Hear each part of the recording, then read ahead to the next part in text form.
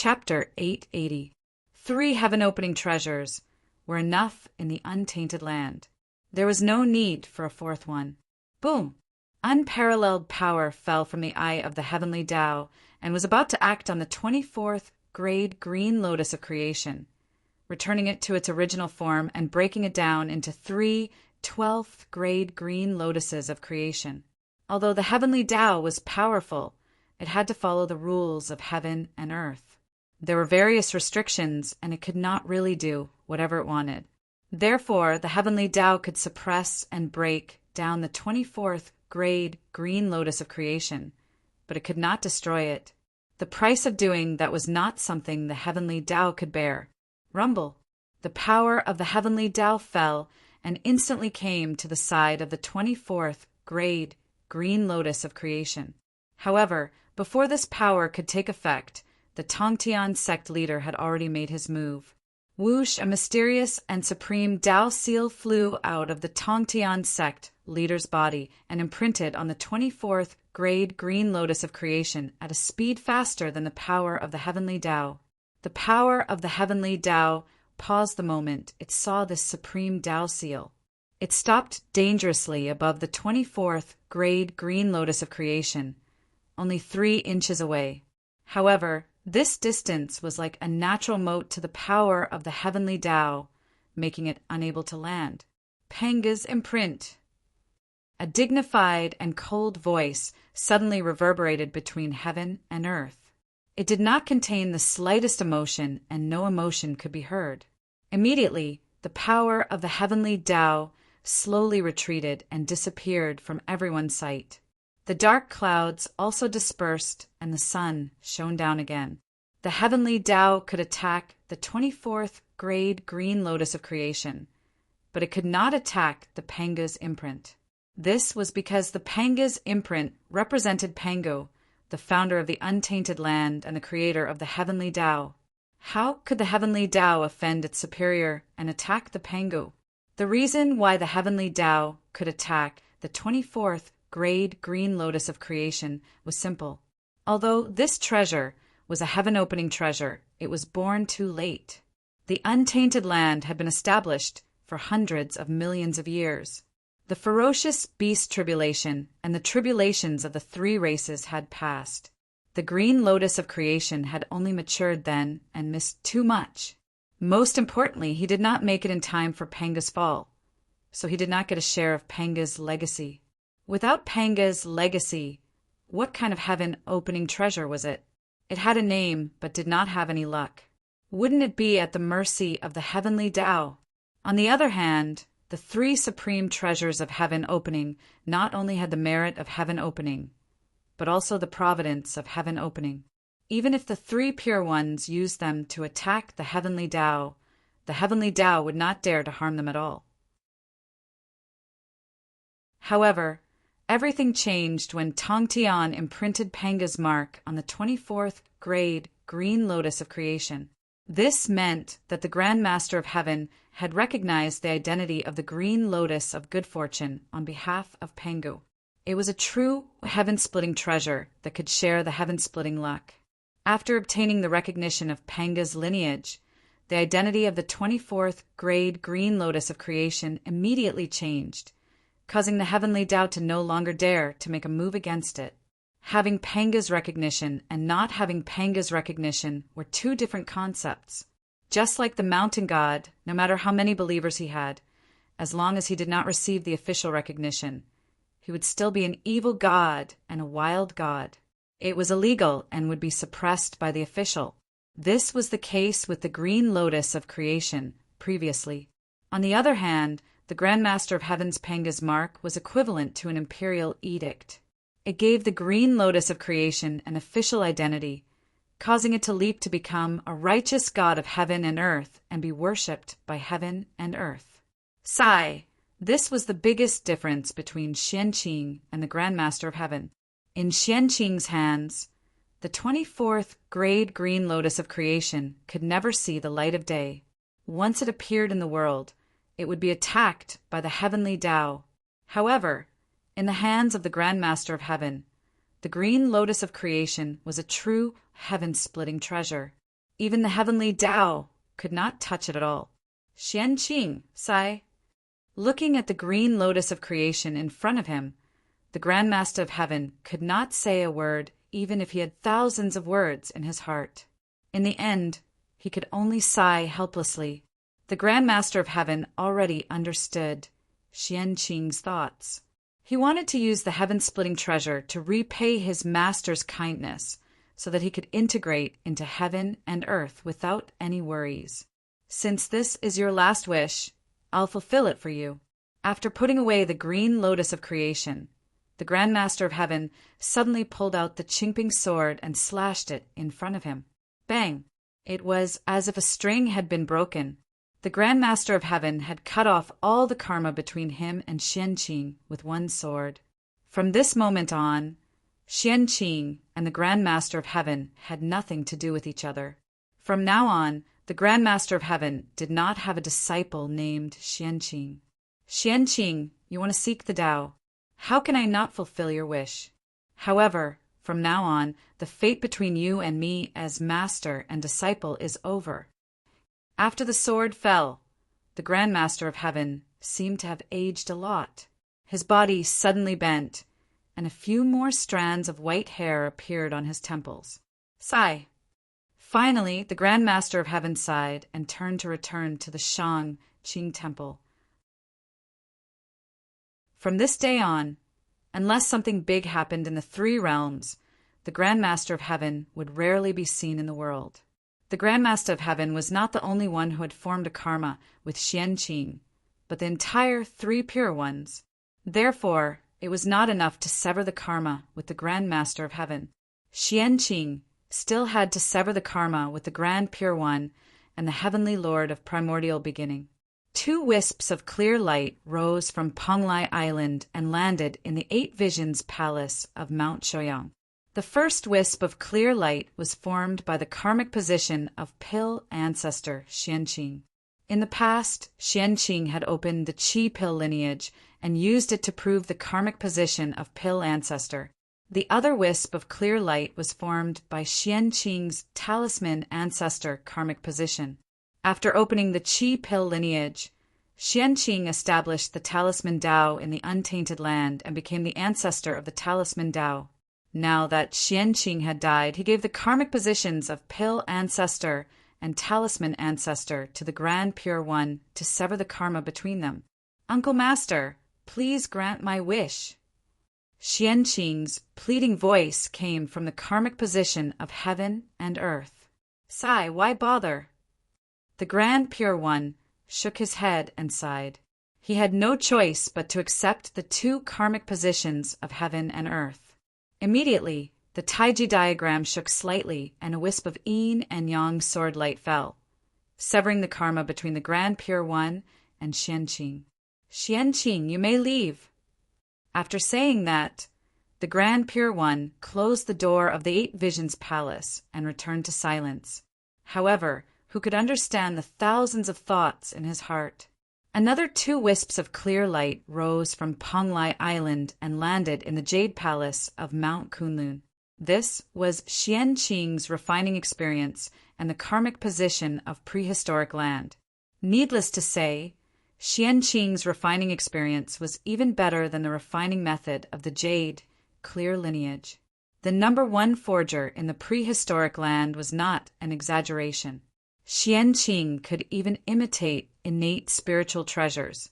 His refining experience was definitely not inferior to the top-notch innate Taoist scripture in the prehistoric land. It might even be better. As for the karmic position of prehistoric land, Xianqing had once used the creation pill as a currency to set up a currency system for the prehistoric land. It had been used until now. Therefore, Xianqing also obtained the karmic position of prehistoric land. Although it did not sound good, it was still a top-notch karmic position of heaven and earth. Not to mention other things, after obtaining the karmic position of prehistoric land, Xianqing no longer lacked money to spend. Now that Xianqing had died, he took out these 2 items and gave them to the Heavenly Lord of Primordial Beginning to sever the karma between the 2 of them. Sigh. If one hears the Tao in the morning, one can die in the evening. Xianqing's heart to pursue the Tao is very firm. I can't compare to him.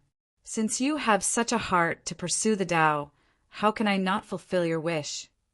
As he spoke, the heavenly Lord of primordial beginning waved his hand and kept the two wisps of clear light. Then he raised the Panga banner and released a streak of chaotic sword chi to sever the karma between him and Xianqing. Sigh.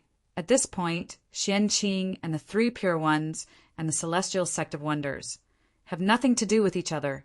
Seeing that the heavenly Lord of primordial beginning had also chosen to sever the karma between him and Xianqing, the Taiching saint sighed helplessly and finally made a decision. From this moment on, Xianqing was no longer a disciple of the three pure ones and was no longer a member of the Xianmen. Xianqing did not take away any of the supernatural powers passed down by the three pure ones. Xianqing did not take away any of the treasures passed down by the three pure ones. From now on, Xianqing was Ziru, the founder of Confucianism. He had nothing to do with the three pure ones. Speaking of which, although Xianqing was the first disciple of the third generation of the Xianmen, he did not owe the Xianmen anything. On the contrary, the Xianmen owed him. Therefore, Xianqing only needed to return the karma between him and the three pure ones to sever everything between him and the Xianmen. There was no need for him to return anything to the Xianmen. However, it was not important now. It was all in the past. There was no need to care about it. All the karma had disappeared today. Ziru was finally free and had completely merged with heaven and earth. There was no longer a trace of his aura in the world, but he was everywhere. At the same time, Ziru's realm had also risen from the level of a mortal to the level of a saint. That's right, he was a saint without the purple aura of Hongmeng. At this time, Ziru's strength was also top-notch among the saints. Even the strongest saint, the Taiching saint, was no match for Ziru. It was a pity that, although Ziru was strong, he did not have any intelligence. In short, Ziru's current state was the incarnation of the heavenly axiom. It was an incarnation led by the will of the heavenly axiom. Therefore, Ziru was very strong. He could be said to be invincible among the saints. The saints could only borrow the power of the heavenly axiom, but Ziru was the heavenly axiom itself. What could the saints use to fight him? There were two sides to the heavenly axiom. One was righteous and the other was evil. Ziru's body merged with heaven and earth. He used the righteous aura that he cultivated to forcefully materialize the righteous side of the heavenly axiom. That was the current Confucianism, which was Ziru himself. The one who controlled Ziru's power now was the righteous side of the heavenly axiom. We could call him the Confucianism. Just as Xianqing severed the karma between himself and the three pure ones, Feng Zichen could not help but feel a sense of relief in his heart. This problem was finally solved. He did not have to worry about it in the future. He did not owe the three pure ones anything. This relief was great. Feng Zichen's realm, which had not moved for a long time, suddenly rose at this moment. It was not the incarnation's realm that rose again, but the realm of his original body. It rose from the ninth heaven of Hunyuan essence to the perfected ninth heaven and began to move towards the 10th heaven of Hunyuan essence. The sudden change directly woke up Feng Zichen's original body from a deep sleep. Previously, in order to send out a wisp of innate true spirit to reincarnate, Feng Zichen exhausted the last of his strength and fell into a deep sleep. But now, as his realm soared, Feng Zichen's strength increased as well. Naturally, he woke up. There's such an effect in untangling the knot in one's heart. I really didn't expect that this kind of epiphany would happen to me, and it happened in the ninth heaven of Hunyuan essence. It's really incredible. Feng Zichen's current situation was that after letting go of everything, he had an epiphany and his realm began to advance by leaps and bounds. This situation was very common in low-level realms, such as Earth Immortals and Sky Immortals. But when one's strength reached Feng Zichen's realm, which was the ninth heaven of Hunyuan essence, it was very unusual for such a situation to occur. What kind of epiphany could support Feng Zichen's advancement? It was incredible, but immediately Feng Zichen found the reason. The epiphany was just a bait. The real reason why his realm soared was because of the accumulation. The Hongmeng Qi and the power of the Great Path had been fighting each other for so many years. It was unknown how much Feng Zichen had comprehended the Great Path. Now that it was triggered by the epiphany, it all gushed out. Naturally, it caused Feng Zichen's realm to soar. Unfortunately, although the sudden increase in realm caused Feng Zichen to wake up, it did not help much in the battle between the Hongmeng Qi and the power of the Great Path. At this moment, Feng Zichen was still unable to devour the power of the Great Path in his body. He could only let them fight with the Hongmeng Qi. Alas, if he wanted to solve the hidden dangers in his body, he had to wait for his reincarnation to grow up as soon as possible. When his Hongmeng Dao reached the Hunyuan essence realm, he could join forces with his original body and help the Hongmeng Qi to devour the power of the Great Path. At that time, not only would Feng Zichen be able to break through to the Wuji Daluo Jingxian realm, but even the Hongmeng Daozhong could be upgraded to the chaotic spiritual treasure realm. After his cultivation reached the Wuji Daluo Jingxian realm, Feng Zichen had the capital to fight against Dao ancestor Hongjun. He did not need to continue to endure. He could directly merge with his doppelgangers and obtain the real celestial emperor Dao fruit. Then he could share the untainted land equally with Dao ancestor Hongjun. He refined the mysterious yellow and controlled the untainted land. This was the future of the untainted land. However, before he became the real celestial emperor, he had to think of a way to send Haotian away. Over the years, Feng Zichen and Haotian had cooperated well, and their relationship had become much closer. It would be inappropriate and unsightly to directly drive him down from the position of the Jade Emperor. Therefore, he had to let Haotian take the initiative to abdicate. It was difficult to let Haotian take the initiative to abdicate. As long as he became the Hunyuan Daluo Jingxian realm, Haotian would take the initiative to abdicate without Feng Zichen saying anything. Alas, it had become a trend in the untainted land to attain the Tao. Every few years, someone would attain the Tao. He did not know if Haotian could catch up with this trend and attain the Tao in one fell swoop. If he attained the Tao now, it would save him a lot of trouble. If he could not, it would be troublesome to help him attain the Tao in the future. However, it was not without benefits for Feng Zichen to wake up now. At the very least, he could provide some help for the reincarnation. Not to mention other things, the vast and boundless Hongmeng Qi and the power of the great Tao in his body were of a higher level than Panga's power. They could be provided to the reincarnation at will to help him devour and strengthen the Hongmeng Qi in his body. At the moment when Xianqing's body merged with heaven and earth, Goddess Hutu moved in the netherworld.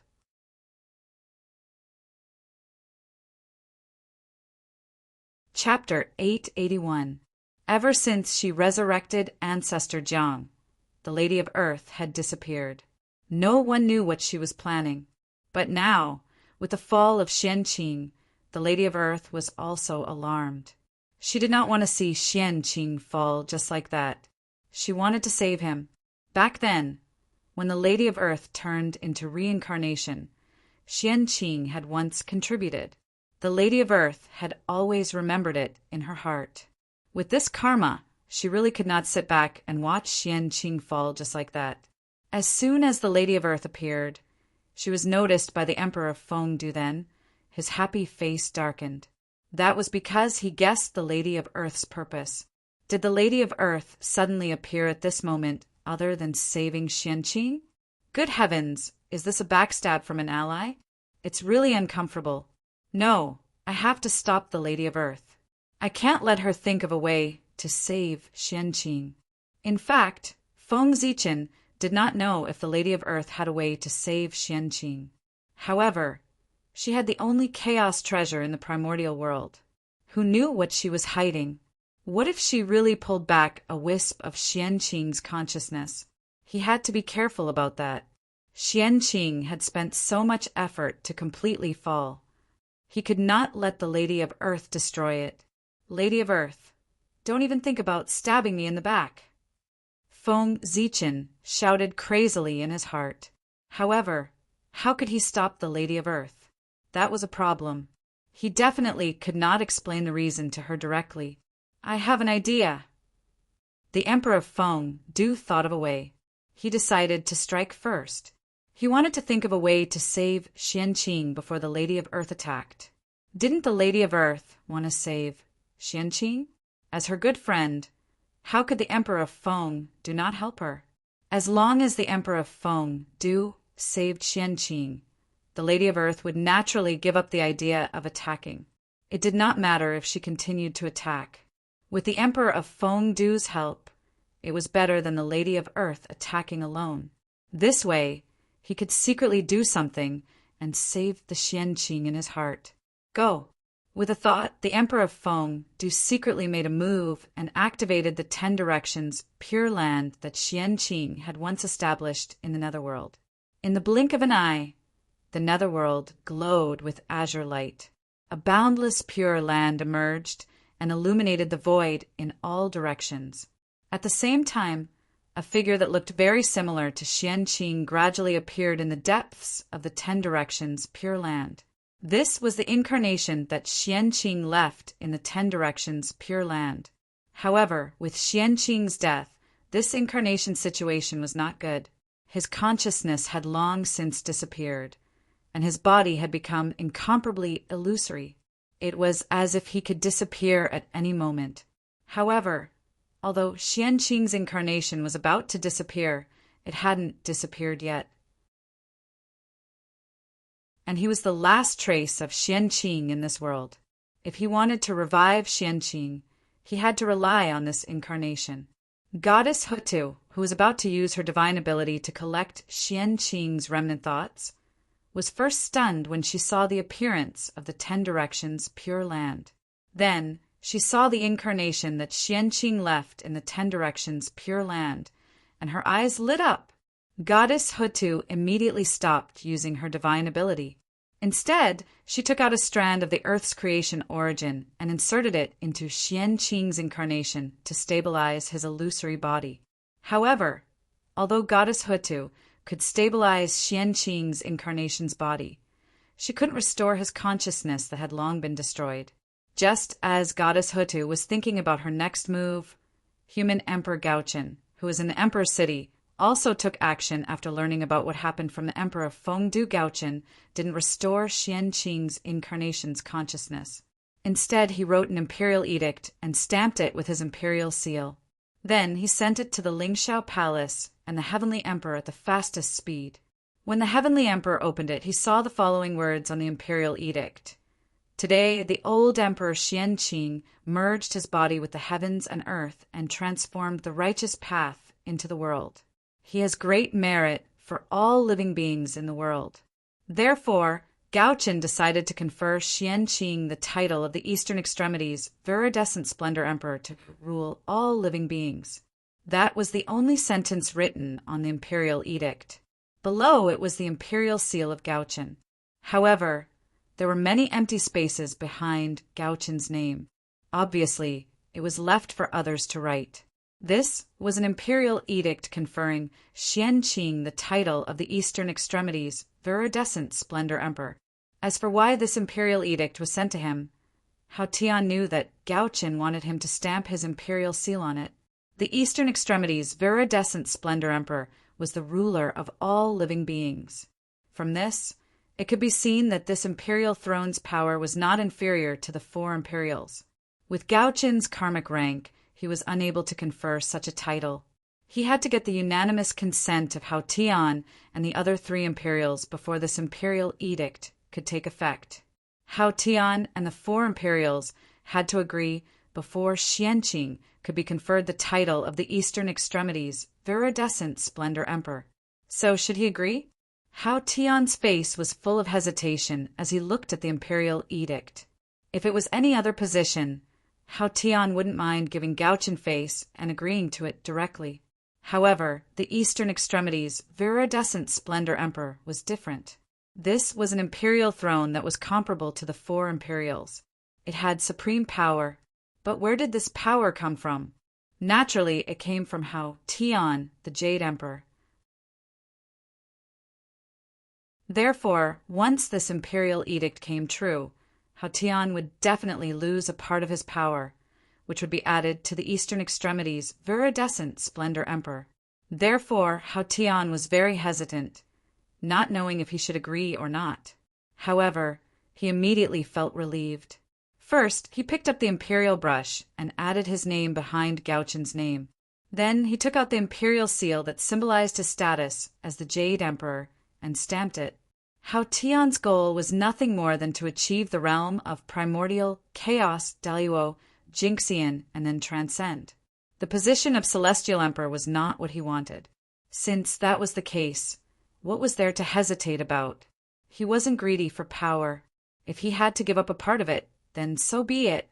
He could also share some of the karma that came with being a Celestial Emperor. As a Celestial Emperor, his every word and action resonated with heaven and earth. He could affect the trend of heaven and earth and the fate of countless people. Therefore, from the moment Hao Tian became a Celestial Emperor, even if he didn't do anything, he would still have karma on him. It was also because of this karma that Hao Tian was unable to take that crucial step. Now, if he could really give up the position of Emperor Qing Hua of the East Pole from the authority of the Celestial Emperor, then Hao Tian's karma would definitely be given a part of it. In this way, Hao Tian would undoubtedly be one step closer to attaining the Tao. This was a good thing. Compared to attaining the Tao, it was best to give up all the authority of the Celestial Emperor. After Hao Tian stamped the imperial seal, he thought for a moment and sent the imperial seal to the periphery of the boundless starry sky. Under the Celestial Emperor, Great Emperor Ziwei was the most respected. Therefore, after Hao Tian, it was Great Emperor Ziwei's turn to stamp the imperial seal. However, with Great Emperor Ziwei's current state, could he stay awake and stamp the imperial seal? The imperial seal flew across the sky. In an instant, it crossed the endless void and arrived outside the boundless starry sky. Why didn't Hao Tian send it to Ziwei's star in one go? It wasn't that Hao Tian didn't want to, but he couldn't. Hundreds of thousands of years ago, Great Emperor Ziwei was inexplicably injured and the boundless starry sky was sealed. Not to mention Hao Tian, even the heavenly path couldn't enter the boundless starry sky. Outside the boundless starry sky, the imperial seal lay there quietly, waiting for a reply from inside. At this moment, countless great mediums were paying attention to this scene. Too many people wanted to know about Great Emperor Ziwei's current state. Fortunately, they didn't have to wait for long before there was a reaction from the boundless starry sky. An imperial seal flew over from the depths of the starry sky and stamped the imperial seal accurately. Thanks to Xian Qing's death, Feng Zichen's original body was able to awaken. Otherwise, it would be troublesome to use the imperial seal. However, if Xian Qing hadn't died, there would be no need for the imperial seal. Great Emperor Ziwei is still conscious? Seeing this scene, several saints couldn't help but narrow their eyes. Their faces were filled with shock. They seemed to have misjudged Great Emperor Ziwei's injury. It wasn't as serious as they had imagined. He had completely lost consciousness. Whoosh! After stamping the imperial seal turned around and flew to the South Pole star. The four emperors of the heavenly court had always been one. They advanced and retreated together. Now that the other three emperors had agreed, the great emperor of the South Pole naturally had no reason to refuse. After signing his name, he picked up the imperial seal and stamped it. Then the great emperor of the South Pole threw the imperial seal down and sent it to the Lady of Earth of the Netherworld. Seeing this imperial seal, the Lady of Earth somewhat understood Feng Zichen's plan. He used his position as the supreme of heaven and earth to forcefully capture a wisp of Xianqing's consciousness from the hands of heaven and earth so that he could be resurrected. Human strength couldn't resist the power of heaven and earth, but the power of heaven and earth could. Only the power of heaven and earth could resist the power of heaven and earth. Feng Zichen's method could be summarized in one sentence. It was to use the power of heaven and earth to deal with the power of heaven and earth. It was a very simple method, but it was also the most effective method. This method works. After deducing in her heart, even the Lady of Earth had to admit that Feng Zichen's method was indeed much better than the method she had thought of. Thinking of this, the Lady of Earth no longer hesitated. She took out her imperial seal and stamped it on the imperial seal. Suddenly, the imperial seal turned into a stream of light and rose from the netherworld, floating in the sky. Dazzling divine light burst out from the imperial seal. Even the radiance of the sun and moon was covered by it. It illuminated the entire three realms, and even the space-time of the heavens. Rumble! In the next moment, the Tao of heaven and earth fell with a loud bang and merged with the imperial seal, constantly evolving. Not long after, the imperial seal disappeared and was replaced by a green karmic position. Its body flowed with boundless light and boundless technique. The top karmic position of the three realms, the Eastern Pole Cyan Splendor imperial seal, the symbol of the supreme of heaven and earth. The moment the karmic position was formed, a pair of purple eyes suddenly appeared in the sky above the three realms. It was incomparably huge and occupied the entire sky. It looked at the world and everyone coldly. The heavenly Tao had appeared. Confer Xianqing as the Eastern Pole Cyan Splendor imperial seal. The heavenly Tao's cold voice resounded between heaven and earth. No matter where the living beings of the three realms were, they could hear it clearly. The living beings of the 5 great continents knew who Xianqing was. But the living beings outside the 5 great continents were a little confused after hearing the heavenly Tao's voice. Who was Xianqing? Who was the great emperor of the East Pole? Why had they never heard of him? For some reason, the further away one was from the 5 great continents, the less one knew about the 3 realms. In some remote places, such as the place where Feng Zichen's reincarnation was, they had never heard of the existence of the 3 realms, nor did they know about the 5 great continents. They had never heard of the human emperor, saint, heavenly court, and so on. They even thought that the entire world was as big as the continent under their feet. Therefore, at this moment, these people were so shocked when they suddenly heard the heavenly Tao's voice. This short sentence revealed too much information, directly shattering the 3 views of these people. The imperial edict jointly made by the 5 emperors of the heavenly court was equivalent to an imperial edict written by the real heavenly emperor himself. It had supreme power. Even the heavenly Tao would not deny this imperial edict. Instead, it conferred the title of Xianqing according to the contents of the imperial edict. Whoosh! As soon as the heavenly Tao's voice fell, the karmic rank directly fell from the sky into the body of Xianqing's incarnation in the 10 directions, pure land of the netherworld. In an instant, endless light rose from the body of Xianqing's incarnation. His body directly stabilized and had a physical body. His eyes also regained their spirit. However, although his eyes were full of spirit, there was no emotion at all. It was frighteningly cold. This meant that it was not Xianqing who had awakened, but the righteous Tao of heaven, which was the way of Confucianism. The great emperor of the East Pole was not Xianqing, but the incarnation of the way of Confucianism. However, Xianqing was the way of Confucianism, and the way of Confucianism was Xianqing. It was not a problem to say that the incarnation of the way of Confucianism was Xianqing. Did it fail? Looking at the emotionless incarnation of Xianqing, several people related to Xianqing who had been paying attention to the development of this matter could not help but show disappointment in their eyes. But immediately they became excited. With this incarnation, it was not a failure. With this incarnation as a coordinate, they could call Xianqing day and night. Sooner or later, they would be able to forcibly call back a wisp of Xianqing's consciousness from heaven and earth. At that time, Xianqing would really be resurrected. This was called Man's Will Conquer Nature, and using the power of the wishes of all living beings to forcibly call back Xianqing. Therefore, the appearance of this incarnation was not completely useless. He was a hope to call back Xianqing. Phew!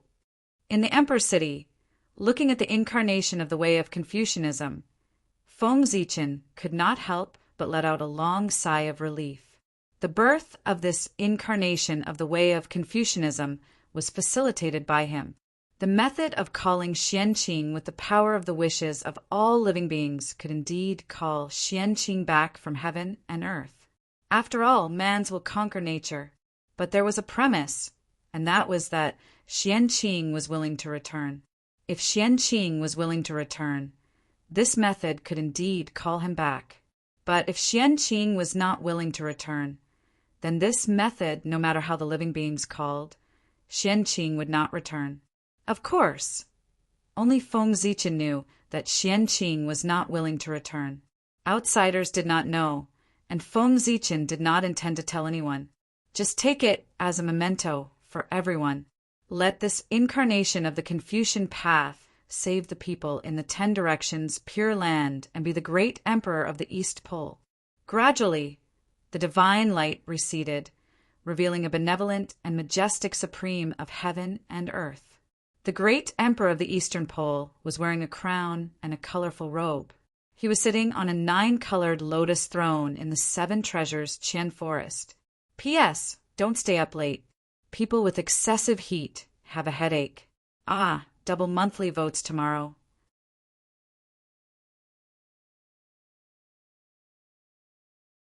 Chapter 882. The great emperor's head was surrounded by 9-colored divine light, radiating with boundless radiance. Many immortals, strong men, Vajras, divine kings, golden boys, and jade girls stood beside him. There were also people holding water bowls, willow branches, and standing on lotus flowers. These were all formed by heaven and earth's Tao aura, and they were used to strengthen the great emperor's dignity. The Eastern Green Flower Emperor, also known as the Tai Heavenly Lord of Salvation from Misery, was a great saint with great compassion and great wish. When humans were in danger, as long as they recited the Heavenly Lord's name, the Heavenly Lord would respond to the sound and save them. This was the authority that heaven and earth gave to Xianqing, and he could incarnate into billions of incarnations and be everywhere.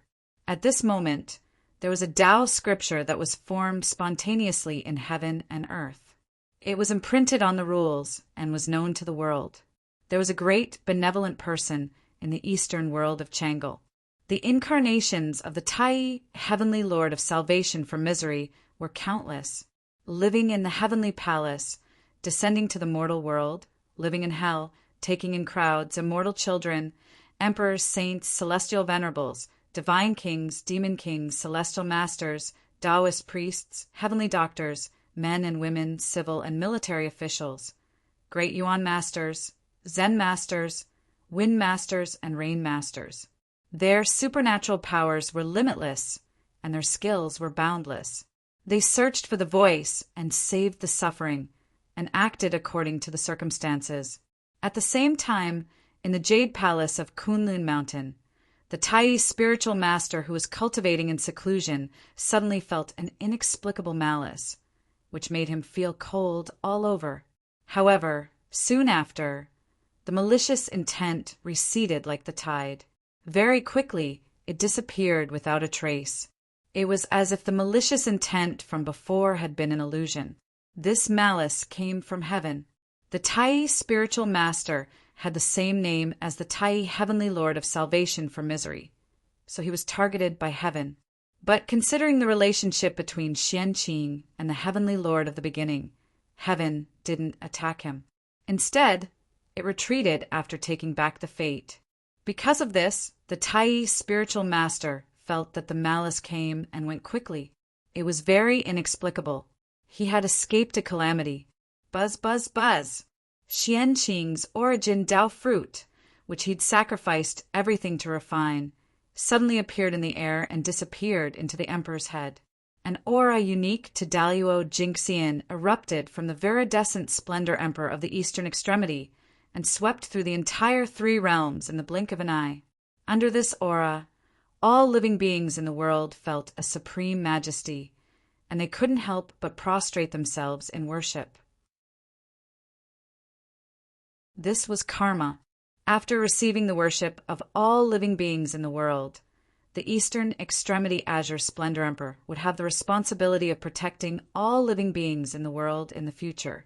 Otherwise, why would the Eastern Extremity's viridescent splendor protect the world for no reason?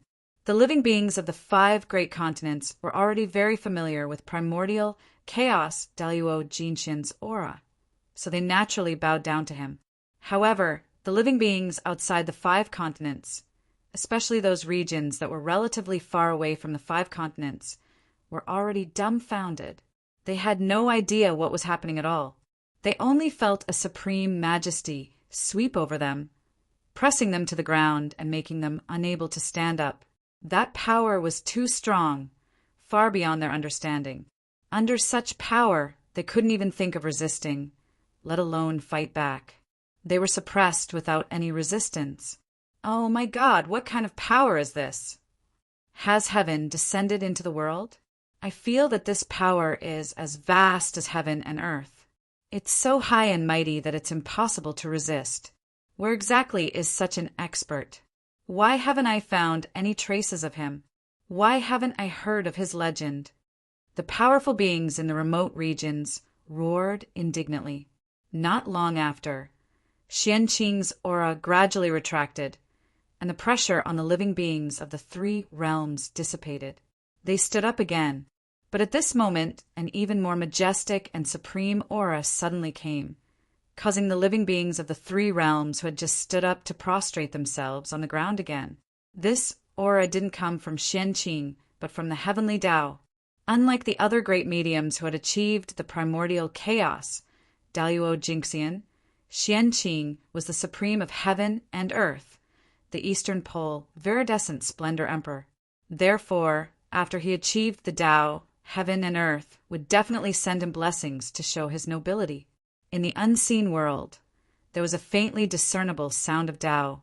It descended from the 9 heavens and continued to reverberate between heaven and earth. Viridescent eternal joy realm, Eastern Pole, Miaoyan Palace. 7 treasures, fragrant Qian forest, 9-colored lotus seat. Inside the myriad true ring, amidst billions of auspicious light, prime clear spirit treasure should transform into Xian Yuanshi.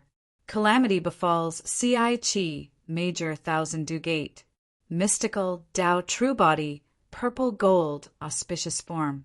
Random feelings, boundless vows. Great sage, great mercy, great wish. 10 directions, deliver all living beings from torment. Billions of tribulations, deliver people immeasurable. Seek the sound of Tai, heavenly Lord of salvation from misery. Qing, Xian 9 Sons God.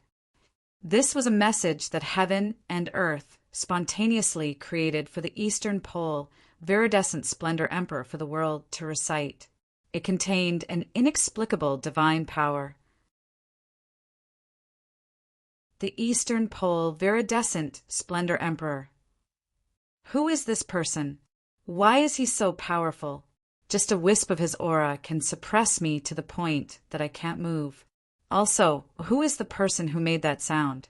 Why is his aura so similar to heaven and earth? Could it be that heaven and earth are really speaking? Does heaven and earth really have their own will? All kinds of doubts emerged in the hearts of the powerhouses in the remote areas, causing them to be extremely puzzled. Unfortunately, no one could give them an answer because they were too far away from the 5 major continents and too barren. No great divine power would come here, and no great divine power would pay attention to this place. If nothing unexpected happened, these remote places would gradually be forgotten by the powerful existences of the 5 major continents. However, as the aura of heaven and earth swept across the entire 3 realms this time, it attracted the attention of a certain existence. Thus, an accident happened. SK, why do I feel that these small islands floating on the sea are slowly being isolated from the 5 major continents, as if they are not in the same world? As a result, these small islands have no idea about the situation of the 5 major continents and the general information of the 3 realms. This situation is a little strange. It's as if these small islands have become the lower realm of the 5 major continents. There's a problem. There seems to be a shocking matter of great merit contained in this. I have to study it carefully. At this moment, Feng Zichen's reincarnation in the ancient barons continent noticed the reactions of the living beings here and couldn't help but have a bold guess in his heart. If this guess was true, then he really had the foundation to become a celestial emperor and could quickly break through the realm. However, whether this guess could be true or not still needed to be confirmed. No rush. If it was his, he couldn't hide. If it wasn't his, then he would directly snatch it. What a joke! Feng Zichen had so many incarnations, and they were all supreme powerhouses that could roam the primordial world. If they worked together, what kind of fortune could they not snatch? If it was Feng Zichen's, then it was Feng Zichen's. If it wasn't Feng Zichen's, as long as he wanted, it could also be his. It couldn't be helped. The strong were just that domineering. I'm not convinced. Come and hit me. On Golden Turtle Island, Tongtian saw Xianqing's incarnation become an emperor and couldn't help but let out a long sigh of relief. The sadness on his face also dissipated a lot. Then he heard him explain to the disciple beside him. With this incarnation, it's equivalent to Xianqing burying a nail in the primordial world. After that, as long as someone talks about Xianqing every day, there might be a day when Xianqing will be awakened. Speaking of this, Tongtian couldn't help but sigh. The human emperor is indeed a great talent. No wonder he's the #1 prodigy in the primordial world. The poor Wei is far inferior to him. Xianqing transformed into the Tao, and his body merged with the world. The poor Wei could only be helpless.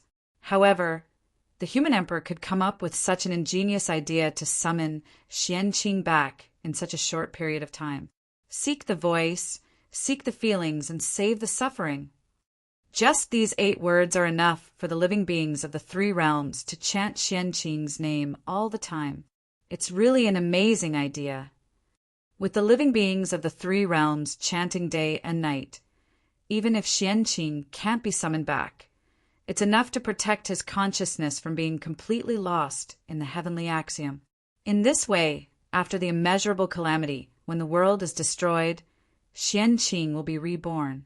Speaking of this, Tongtian suddenly reprimanded the disciples. All of you should cultivate well. Xianqing has already attained the Tao, fruit of the origin. He's detached from the world and can survive thousands of calamities. Even if the immeasurable calamity comes, it won't affect him at all. But all of you are different. Without the Tao fruit of the origin, you can't transcend the world. When the immeasurable calamity comes and the world is destroyed, all of you can't escape the fate of death.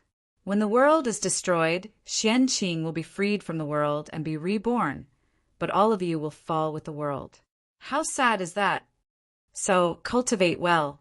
As long as you can attain the Tao, fruit of the origin, you'll meet Xianqing sooner or later. Otherwise, it's goodbye forever. After that, Tongtian entered the Shangqing temple with his hands behind his back. Now that Xianqing's matter was resolved, the knot in his heart was also untied. He felt much more relaxed. As long as he could ensure that Xianqing didn't get lost in the heavenly axiom and was completely assimilated by the heavenly axiom, Xianqing would be reborn sooner or later. This was because the primordial Daluo Jinxian could survive thousands of calamities. He wouldn't die. The reason why Xianqing fell now was that he was assimilated by the world and became a part of it, but the world would be destroyed sooner or later. But the primordial Daluo, Jingxian, wouldn't. As long as the world was destroyed, Xianqing would be freed and regain his freedom. The heavenly court has changed. With the birth of the Eastern Pol Qinghua Emperor, some people looked at the fate of the heavenly court and couldn't help but frown. As mentioned above, the fate of the heavenly court had changed from the original 5 pillars to the current 6. But this wasn't the biggest change. The biggest change was that the giant pillar that represented the celestial emperor had shrunk. Although it was still the biggest, it was reduced to the same level as the other 5 pillars. It was no longer unique and above the other 4 pillars. It had the image of suppressing the world. This meant that the authority of the celestial emperor had been further weakened. In the past, the heavenly court also had the 4 emperors, but that was because the 4 emperors were the same. The celestial emperor was nominally above the 4 emperors and had the authority to command the 4 emperors. But now, with the birth of the Eastern Pol Qinghua Emperor, the celestial emperor's authority had been further weakened. The heavenly court had evolved from a situation where the celestial emperor was the sole ruler and the 4 emperors ruled together to a situation where the 6 emperors ruled together. In other words, the celestial emperor was no longer high and mighty. Instead, he had become like the other emperors. Although he was the head of the 6 emperors, he didn't have a supreme status. Well, from now on, it wasn't appropriate to call Haotian the celestial emperor anymore. He should be called the Jade Emperor.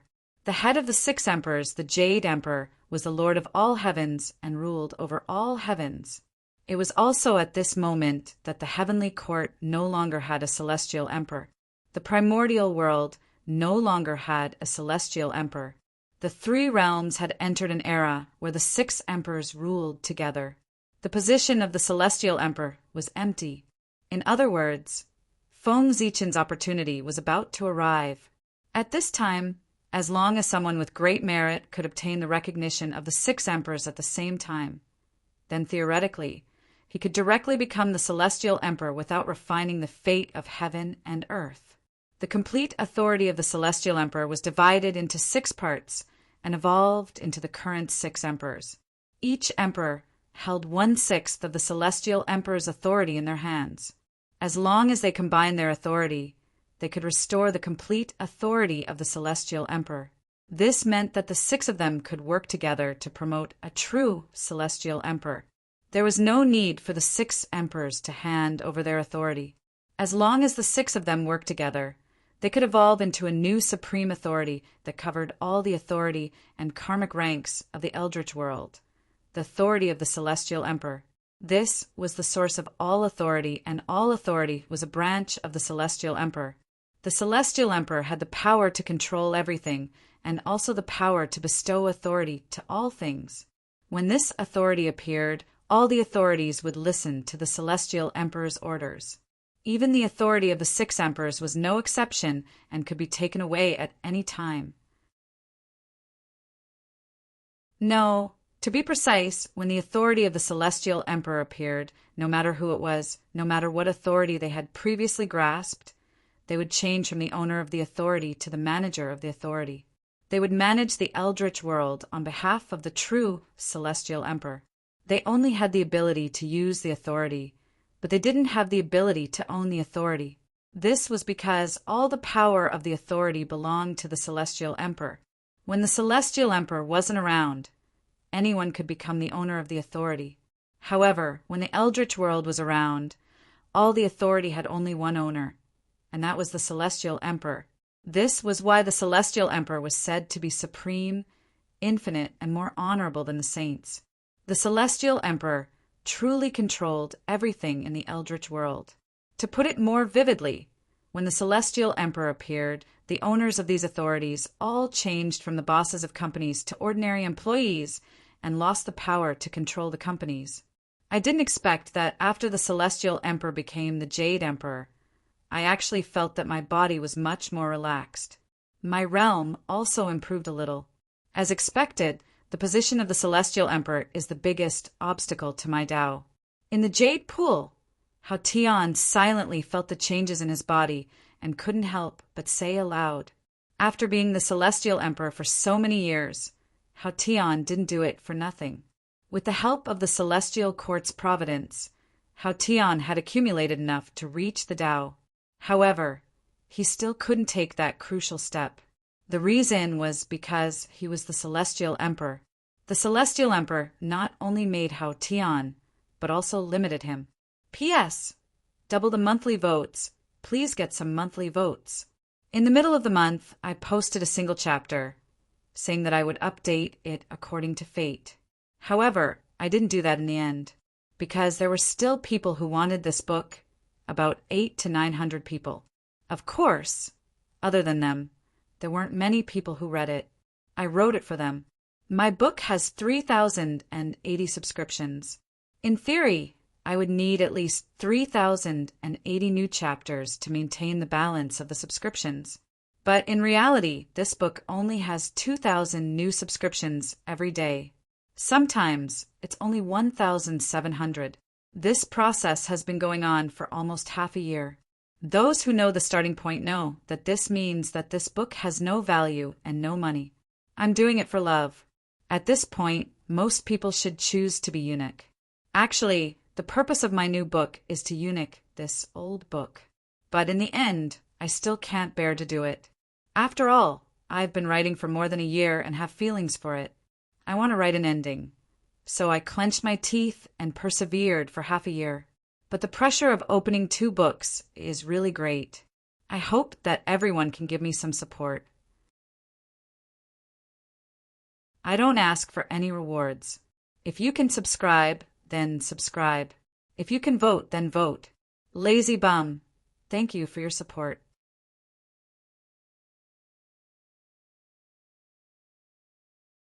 Chapter 883.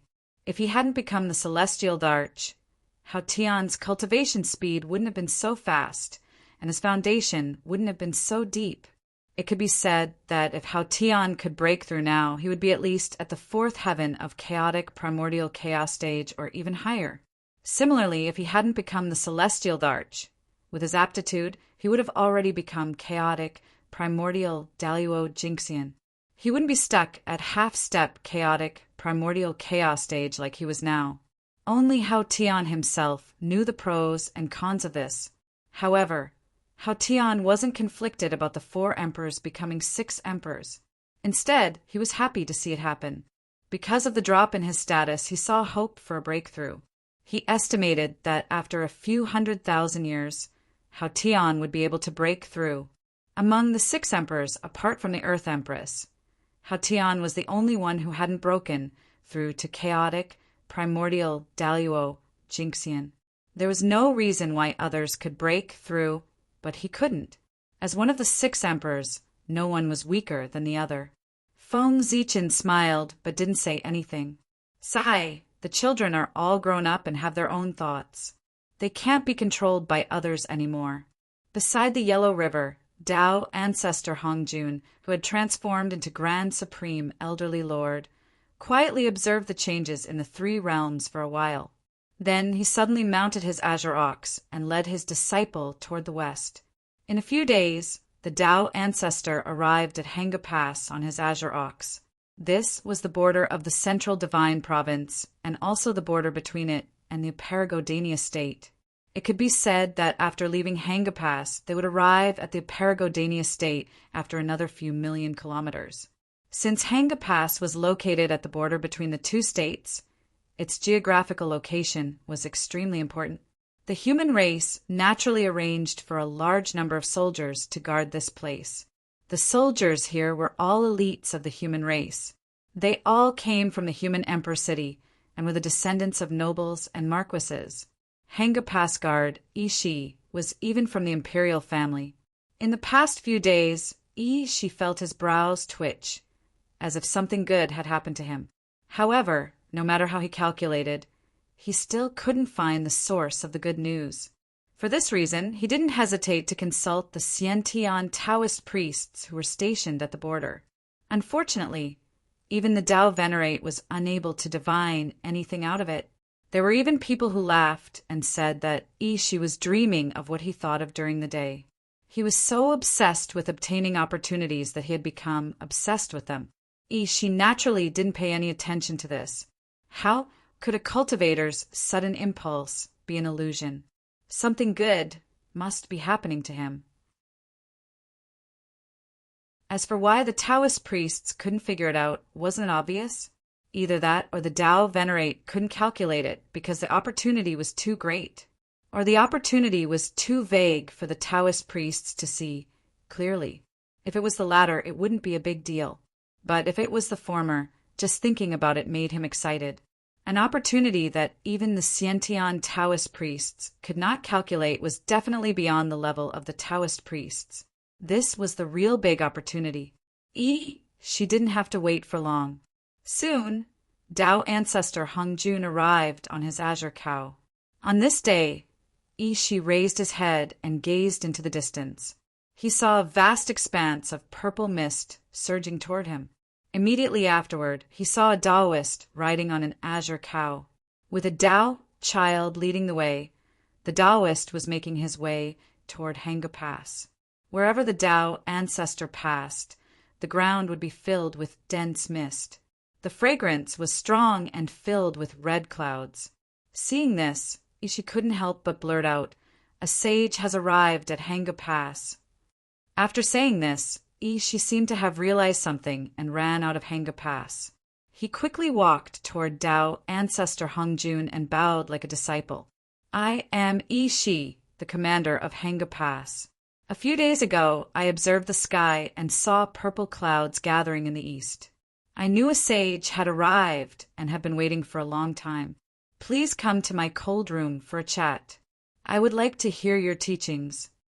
Hearing this, the Tao ancestor shook his head. Poor Wei has been guarding the human tribe's treasury for many years and has already repaid her karma with the human emperor. She doesn't want to have anything to do with the human tribe and only wants to leave the central God province as soon as possible. After saying this, the Tao ancestor ignored Ishi's protests and kicked the azure cow lightly, urging it to hurry forward. It had to be said that this azure cow was the mount of the Real Grand Supreme Elderly Lord. When Tao ancestor Hung Jun descended into the mortal world, he brought it with him.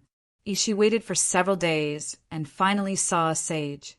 How could he let the Tao ancestor leave so easily? He hurriedly grabbed onto the azure cow and begged him not to let the Tao ancestor leave. However, the Tao ancestor was determined to leave.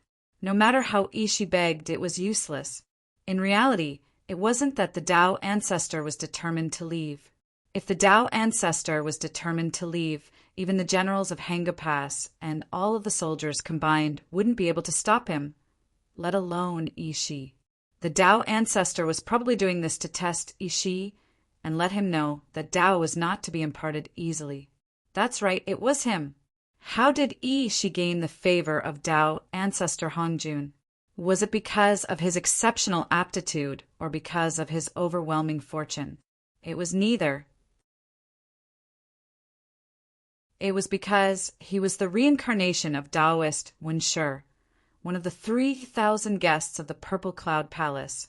As such, Tao ancestor Hung Jun held him in high regard.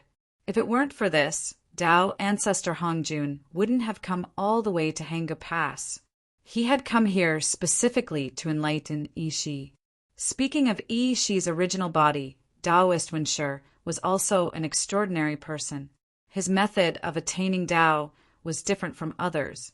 He didn't plan on attaining Tao through discussion. Instead, he planned on forcibly breaking through to Chaos Daluo Jinxian. To achieve this, he decided to reincarnate and cultivate again.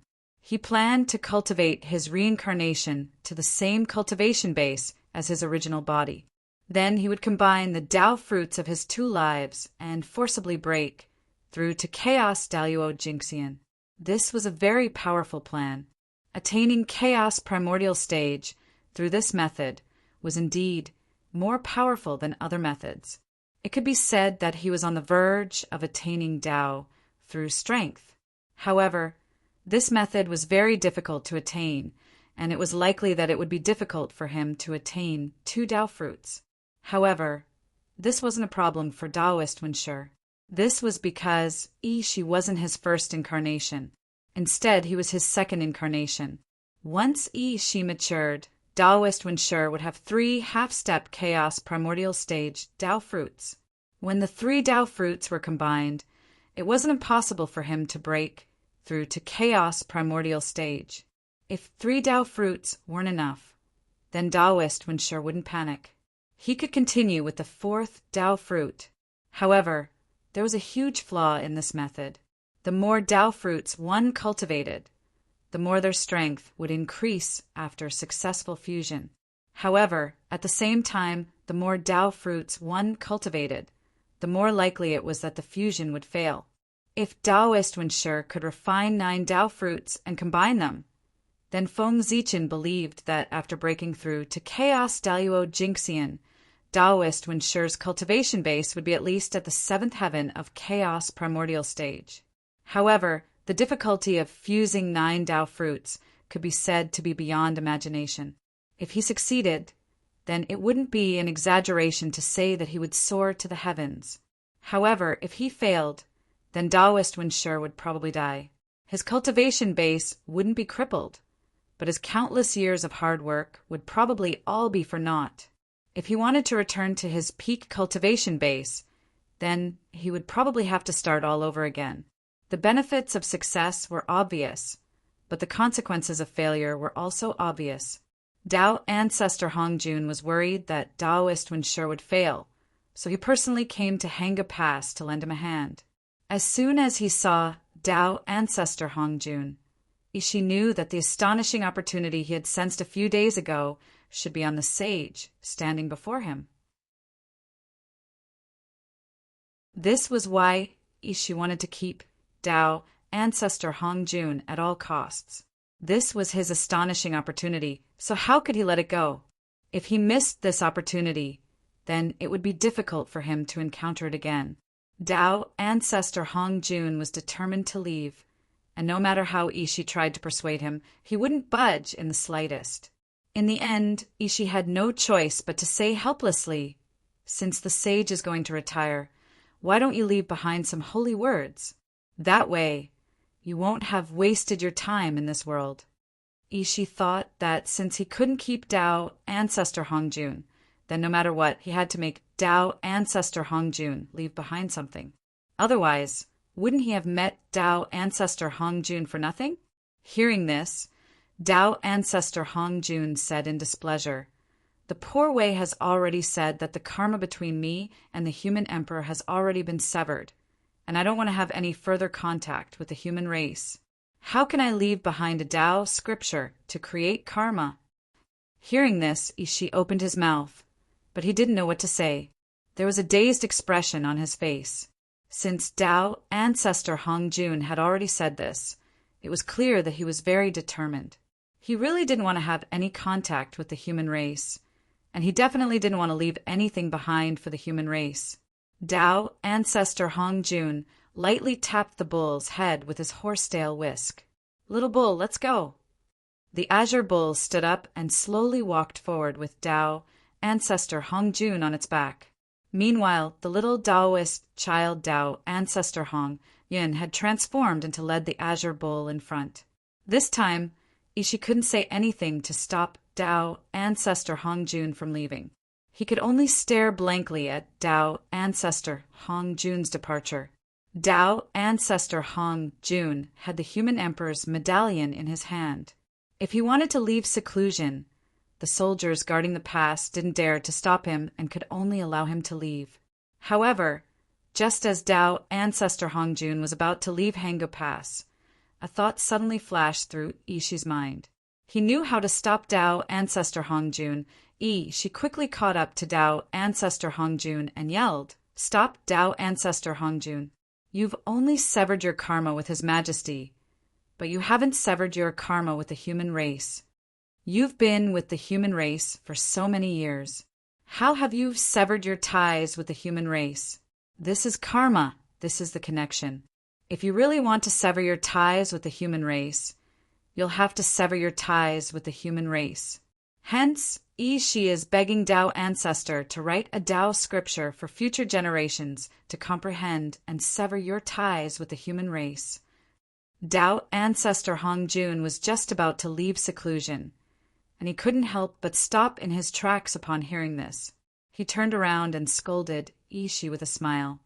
"What do you know, you sly bastard?" Poor Wei has been with the human race for so many years, even though her food and clothing have all been taken care of by the human race. Poor Wei has also helped the human race nurture countless prodigies and even nurtured a Khanate Taoist priest for the human race. If that's the case, then it's the human race that owes poor Wei. What's the big deal about eating and drinking from the human race? How can they compare to the Khanate Taoist priest? Poor Wei has lost a lot of money, but I haven't seen the human emperor pluck a few world fruits for the poor Wei to taste. Tao Ancestor Hong Jun, sure, was overthinking things. The world fruits were the fruits of the world tree, and they were extremely precious. They could be said to be true Khanate Tao fruits, and eating one would immediately allow one to reach the Khanate Taoist priest level. With Feng Zichen's stingy personality, he couldn't even bear to eat one himself. So why would he give it to the Tao Ancestor? He was overthinking things. The world fruits were the foundation of the human race. If the human race were to decline one day, just like the liches and demons and all of the Khanate Taoist priests perished in battle, the world fruits would be the final hope of the human race. They could nurture new Khanate Taoist priests for the human race in the shortest amount of time, so the human race wouldn't become a speck of dust in the annals of history. Even heaven and earth would decay one day, so who would dare to say that the human race would never decline? Feng Zichen had sealed the world fruits away as part of the foundation of the human race in order to prepare for a rainy day. She had thought that he had come up with a good excuse, but he was instantly rendered speechless by Tao Ancestor Hongjun's words. He was even a little embarrassed, feeling like he was being too greedy. The holy sage had already given the human race so much, but he was still greedy and wanted the holy sage to give him more. Shi, aren't you ashamed? How could you be so greedy? She was blaming himself endlessly in his heart.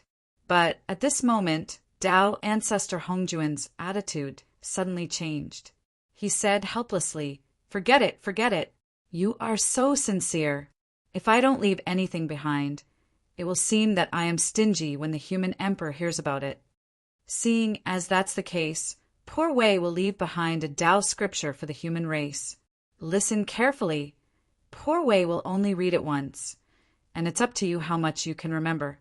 At this moment, the human Taoist priests who had been secretly observing the situation heard this and immediately pulled out the sky surveying mirror that the human emperor had left behind at Hanga Pass. These human Taoist priests had already recognized Tao Ancestor Hongjun as soon as he arrived at Hanga Pass. The white-bearded Taoist on the azure ox was none other than Lord Lao Zi. Knowing that the holy sage was here, these human Taoist priests wanted to pay their respects. However, the Tao Ancestor wasn't here for them, so he naturally didn't want to see them. Thus, when the Tao Ancestor arrived at Hanga Pass, these human Taoist priests suddenly couldn't move. Seeing this, the human Taoist priests naturally understood that the holy sage didn't want to see them. Since that was the case, they didn't force the issue and stayed at Hanga Pass to watch the show. However, seeing that the holy sage was about to impart a Tao scripture, they couldn't continue to watch the show. They immediately activated the sky surveying mirror and connected it to the other sky surveying mirrors. They didn't do this for any other reason than to broadcast the situation here clearly through the sky surveying mirror so that the humans in other places could also hear the Tao Ancestors' Tao. The Tao Ancestors' Tao lecture was an opportunity that couldn't be missed. Perfect. Opportunities were always given to those who were prepared. Not long after, the Tao Ancestors' ethereal voice sounded between heaven and earth. Tao can be spoken, but it is not an ordinary Tao. Name can be named, but it is not an ordinary name. Nothingness is the beginning of heaven and earth. Being is the mother of all things. Therefore, nothingness is often used to observe its mysteries. Being is often used to observe its mysteries. These two come from the same origin, but have different names. They are both called mysteries. Mysteries within mysteries, the door to all mysteries. Everyone in the world knows that beauty is beautiful, and it is evil. Everyone knows that good is good, and it is not good. Being and nothingness engenders each other, and it is difficult and easy to form each other. Length and length match each other, high and low match each other, and the sounds match each other. The entire Tao Te Ching was only 5,000 words. Soon, the Tao ancestor finished reciting it. After the Tao ancestor finished reciting the Tao Te Ching, he didn't hesitate and left. P.S. I wonder if I can get 2,000 monthly votes this month.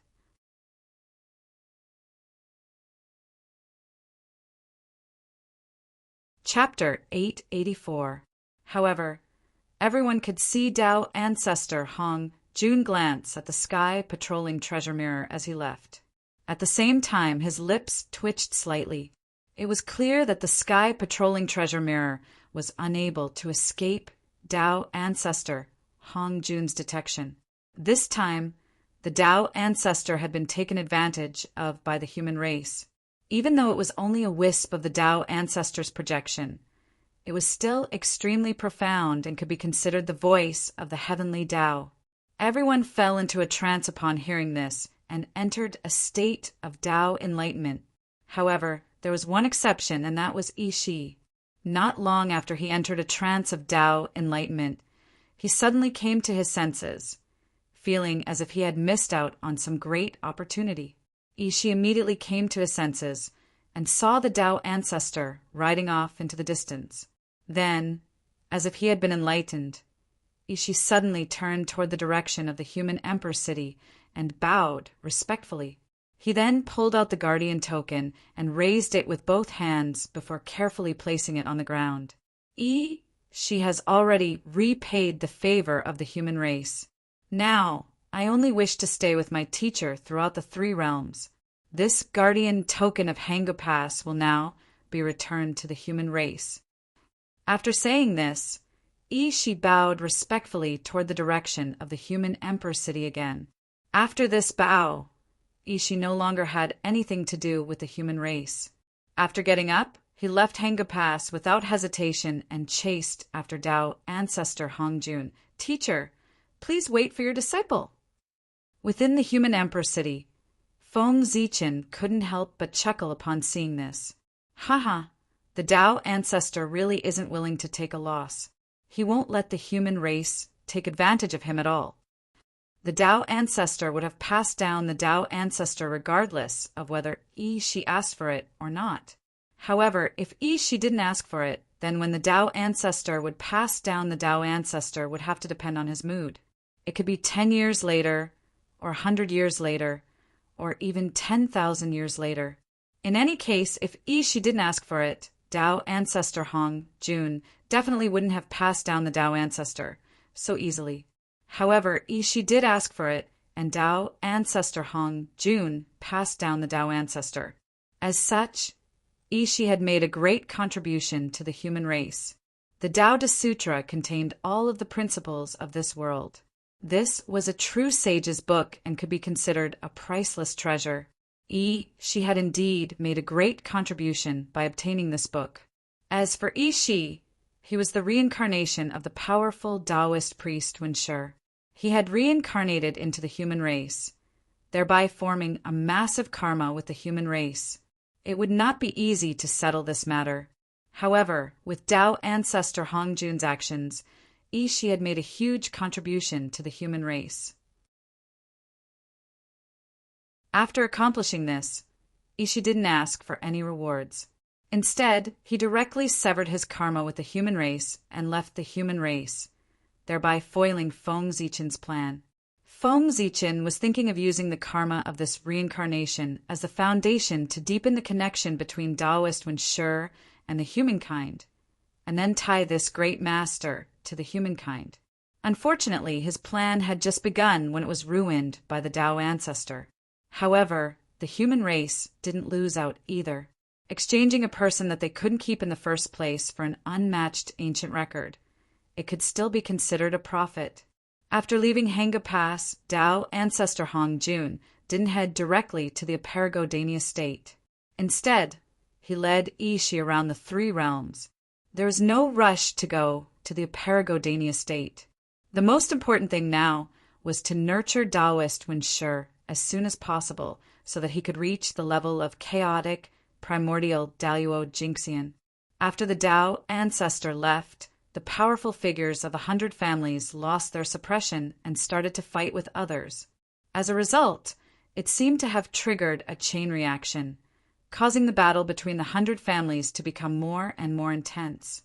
The various schools of thought also fell into chaos. The entire central God province was in chaos. Just as the situation in the central God province became more and more intense, in the distant Hongmeng of the ancient Barons continent, Feng Zichen's reincarnated body also fell into trouble.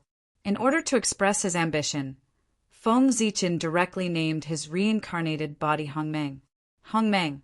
This was Feng Zichen's highest pursuit. Using this name also represented Feng Zichen's determination. As for what trouble Hongmeng encountered, it was because he was careless and was tricked by someone. The person who tricked him was called the Ancient Barons. The land under Hongmeng's feet was called the Ancient Barons continent, and the person who tricked him was also called the Ancient Barons. Needless to say, the two were indeed related. This person called the Ancient Barons was also a bold person. He took advantage of the living beings here for being ignorant and directly called himself the God of creation, the creator of this world.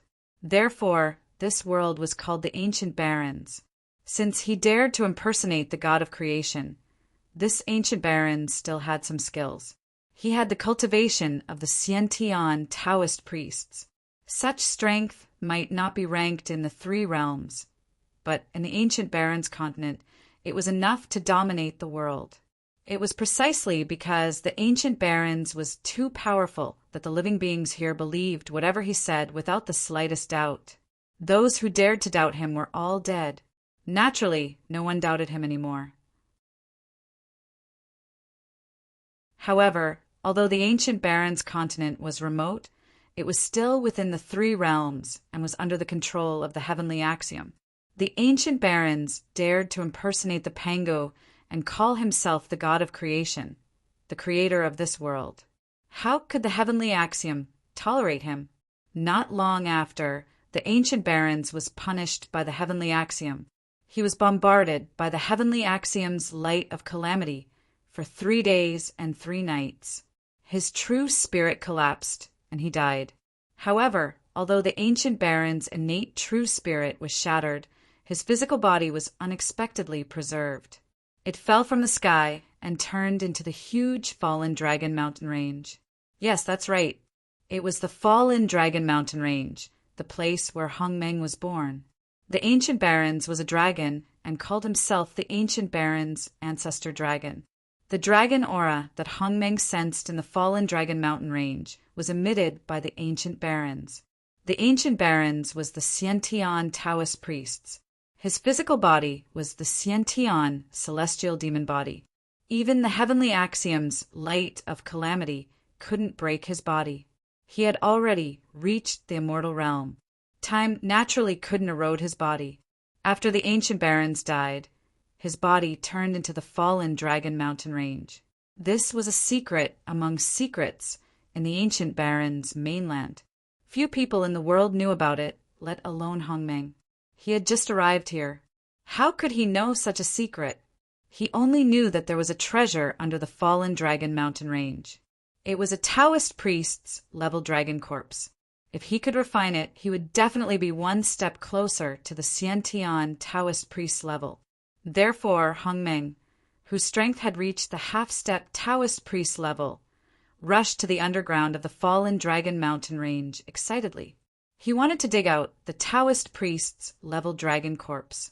However, he didn't expect that after Hongmeng arrived at the underground, what awaited him wasn't a cold corpse, but a chaos demon god that was about to be resurrected. Amazing!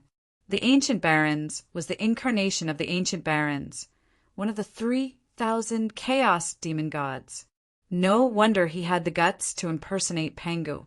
He even wanted to kill Pangu, let alone impersonate Pangu. The Ancient Barons was about to be resurrected. What he lacked the most was high-quality power. Then Hongmeng, who was full of Hongmeng's aura, rushed over excitedly and took the initiative to deliver himself to the Ancient Barons. Since he had taken the initiative to deliver himself to the Ancient Barons wouldn't hesitate. He immediately grabbed Hongmeng and wanted to devour him so that he could be resurrected completely. Hongmeng's incarnation was Feng Zichen's Taoist body. It was extremely important and couldn't be lost. Hongmeng naturally wouldn't allow himself to be devoured by the chaos demon god. He immediately resisted with all his might. Fortunately, the Ancient Barons hadn't been completely resurrected. Although he was stronger than Hongmeng, he wasn't much stronger. He couldn't take down Hongmeng in a short time. In addition, Hongmeng had a helper. The Ancient Barons had a harder time dealing with him. Hongmeng's helper was Dijun. This time, Hongmeng wasn't the only one who took the initiative to deliver himself to the Ancient Barons. Dijun was also the unlucky one. He also knew that there were precious treasures under the fallen Dragon Mountain range. Therefore, he came here to try his luck. Then, just like Hongmeng, he became the Ancient Barons' hunting target. With Dijun as his helper, Feng Zichen had a much easier time dealing with the Ancient Barons. Those who knew would think that he was in deep danger. Those who didn't know would think that he was here to sightsee. With his original body as his backing, Feng Zichen naturally wasn't afraid of the Ancient Barons. It could even be said that if he wanted to, he could easily kill the Ancient Barons in front of him. However, just like he had his original body, so did the Ancient Barons. Moreover, the Ancient Barons' original body was stronger than Feng Zichen's original body. This was because the Ancient Barons' original body wasn't a member of the group of crippled chaos demon gods in the Realm Sea. His original body came from the outer realm chaos. He was the greatest threat in the Eldritch world. He was one of the chaos demon gods that Pangu hadn't killed. What was a big fish? This was a big fish that Feng Zichen couldn't afford to offend. This was the Eldritch world. Most of the Ancient Barons' power couldn't reach here. If it was the outer realm chaos, even Feng Zichen's original body and all of his incarnations wouldn't be enough to kill the Ancient Barons. It was precisely because he was afraid of the Ancient Barons' original body that Feng Zichen didn't summon his original body immediately. Instead, he relied on the power of his incarnation to fight the Ancient Barons' incarnation. After discovering the Ancient Barons' true identity, Feng Zichen had already made up his mind. Unless it was absolutely necessary, he definitely wouldn't use his incarnation. On the other side, Dijun didn't ask Tai Yi for help. He also recognized the Ancient Barons' identity. After all, when Dijun hadn't reached Dao, a chaos demon god had once attacked the Eldritch world from afar. Dijun remembered the appearance of that chaos demon god. It was exactly the same as the demon god that was about to eat him. These two old schemers were both curious about the Ancient Barons' purpose for coming here. Therefore, they didn't use their trump cards. Instead, they fought with the Ancient Barons so as not to alert the Ancient Barons. As for the Ancient Barons, they didn't know what he was afraid of. He also didn't use his trump cards. He only relied on the remaining power of his incarnation to fight with Feng Zichen and Dijun. The more the primordial demonic god behaved like this, the more curious Feng Zichen and Emperor Jun, the two cunning old men, became about his purpose in coming here and became more difficult to deal with. The Ancient Barons' continent was located outside the 5 major continents.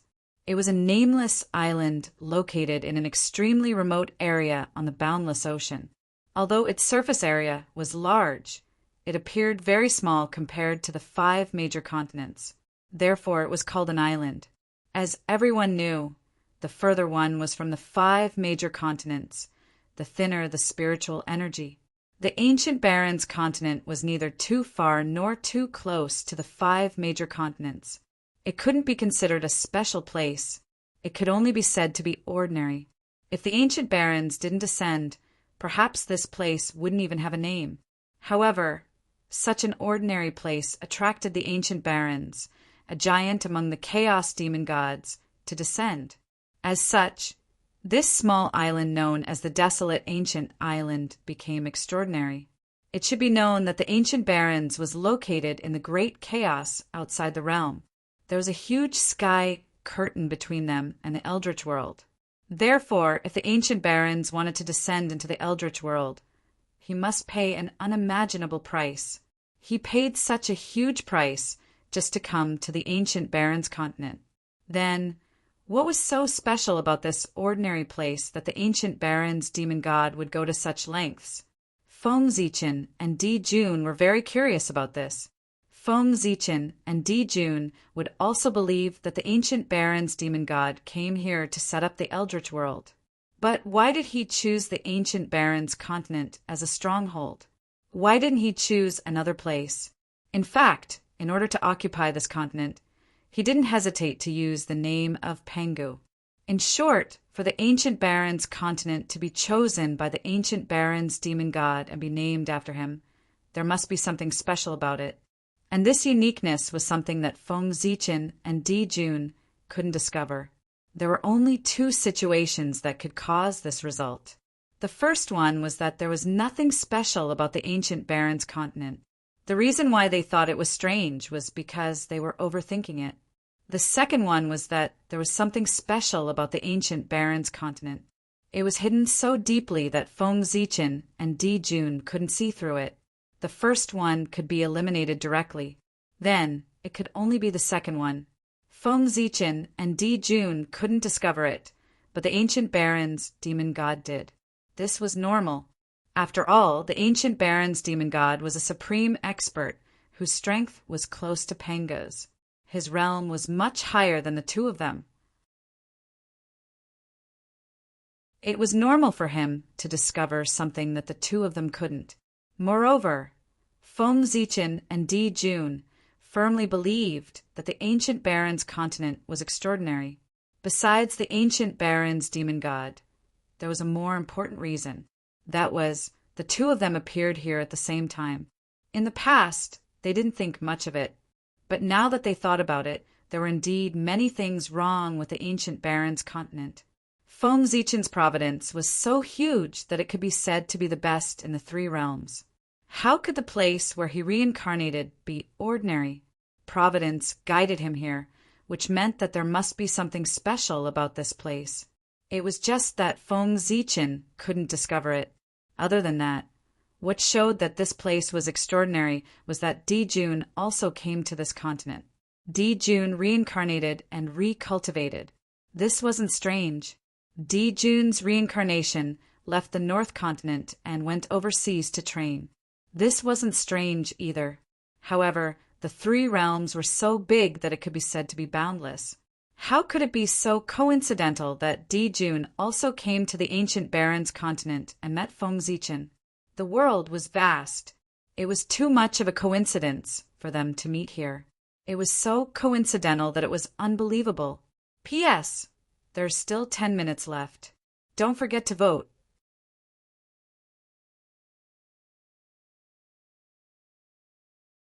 Chapter 885.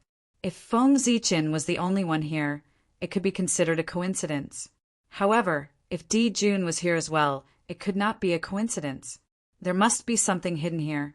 Otherwise, it would not have attracted 2 supreme beings of heaven and earth at the same time. How could there be so many coincidences in this world? It was all destined. Roar, the primordial fiend celestial, seemed to be annoyed. He roared into the sky, and his strength doubled. The majestic dragon energy was like the sea, sweeping toward Feng Zichen and Di Jun break. Feng Zichen reacted quickly. He stabbed the Hongmeng sword into the ground and formed a majestic sword seal around him to protect himself from the dragon energy. On the other side, Emperor Jun did not want to be outdone.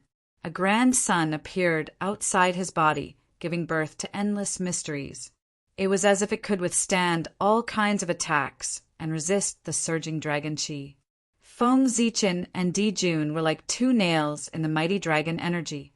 They were nailed to the ground, and no matter how the dragon energy washed over them, they could not be shaken at all. Die. Unfortunately, good things did not last long. The primordial Fian Celestial's corpse suddenly moved. He waved his huge dragon wings and flapped them toward Feng Zichen and Di Jun danger. The moment the primordial fiend celestial flapped his dragon wings, Feng Zichen was alerted. Then he saw the wind and lightning between heaven and earth appear, surging towards him like they were covering the sky and earth. The primordial fiend celestial had 9 horns and 9 claws. He had a pair of wings, and when he flapped his wings, he had the power to control wind and thunder. Open! Knowing that the primordial fiend celestial was really angry and had started to use his trump card, Feng Zichen did not dare to hesitate. He immediately pulled out the divine sword that was stabbed into the ground and swung it. Whoosh! Dazzling sword light burst forth. It was boundless and evolved into the laws of heaven and earth, the sun, the moon, the stars, and the universe. This was the realm of the way of the sword, which was the opposite of the realm of the way of the sword. Compared to Feng Zichen's magnificent sword light, Di Jun's divine ability appeared to be more simple and unadorned. It was an ordinary golden Dao seal, but when it was struck out with a dazzling golden light, it had the power to incinerate everything. 2 lowly worms dare to covet my physical body? You deserve to die. Amidst the furious roars, the mystic ability that Feng Zichen and Di Jun had placed their hopes on was easily torn apart by the power of wind and thunder. Then it viciously struck the 2 of them and sent them flying. As expected of a legendary existence, just a strand of divine consciousness that has just awakened possesses such unimaginable power. How terrifying! Feng Zichen sighed as he got up from the ground. He wasn't bragging, but in the current situation, if he and Di Jun joined forces, even the real Daluo Taoist priests would have to kneel before them. However, the primordial demon god was just a strand of divine consciousness that had yet to be completely resurrected. His strength was not even 1/10,000th of his peak strength. Even so, he was still able to suppress the 2 of them. Crackle! Crackle! Feng Zichen had just moved when a series of sparks suddenly erupted from his body. Crackle! Crackle! Crackle! His body, which had just stood up, fell back down again. On the other side, Di Jun was facing a situation similar to Feng Zichen's. In Feng Zichen's body, there was an inextinguishable power of wind and thunder that continued to wreak havoc in his body, making it difficult for him to get up. What a high-level power! Is this the apocalyptic light that the heavenly Tao used to kill the primordial demon god? Who would have thought that after hundreds of thousands of years, not only was the apocalyptic light left in the primordial demon god's body unable to completely extinguish his life force, it was even refined and became a part of his strength. Feng Zichen sighed as he silently circulated the Hongmeng Taoist scripture. Instantly, his body vaporized and turned into a ball of Hongmeng qi. The power of wind and thunder intertwined within it and flashed with dazzling lightning. All things originated from Hongmeng and returned to Hongmeng. The Hongmeng qi that Feng Zichen had turned into tumbled in the air for a moment before it refined the power of wind and thunder in his body and returned to human form. Fortunately, this was the primordial wilderness, and the heavenly Tao suppressed it. No matter how strong the primordial demon god was, he could not exceed the heavenly Tao. Otherwise, if this power of wind and thunder was the power of the primordial demon god's true body, unless Feng Zichen directly used the power of Pangu to refine it, Even if the power of wind and thunder could not kill him, it could still entangle him for tens of thousands of years. The greater the difference in cultivation level, the more the quality of one's magic power would change. For example, the power of the chaos element was far superior to the power of Dalio. The primordial demon god's power of primordial chaos was far superior to the power of the chaos element. This was the natural suppression of a higher power over a lower power. Just as Feng Zichen was breaking free from the influence of the power of wind and thunder, Dijun used some unknown method to refine the power of wind and thunder. It was also at this time that the primordial demonic god suddenly stopped. He opened his eyes wide and looked at the two of them. "Oh, the Tao of Grand Mist and the Tao of Limitless. You two reptiles are quite interesting." The moment the primordial demon god said this, Feng Zichen and Dijun's eyes flashed as they looked at each other with indescribable expressions. The Tao of Hongmeng was naturally referring to Feng Zichen. The Tao of Wuji was referring to Dijun. What was Wuji? It was chaos. Before all things were born, they were in a state of chaos. This state of chaos was called Wuji. Looking at Dijun, Feng Zichen's face remained expressionless, but his heart was filled with shock. As expected of the primordial chaos, first celestial emperor, his talent was indeed terrifying. He had managed to break free from the influence of the innate Taiyang Tao without anyone noticing. With the Taiyang Tao, he had transcended it and embarked on the Tao of Taiyang Limitless Sunday. This meant that Dijun was no longer affected by the Taiyang star. He had truly transcended the heavens and earth and found his own path. At this moment, the primordial demon god's voice boomed again.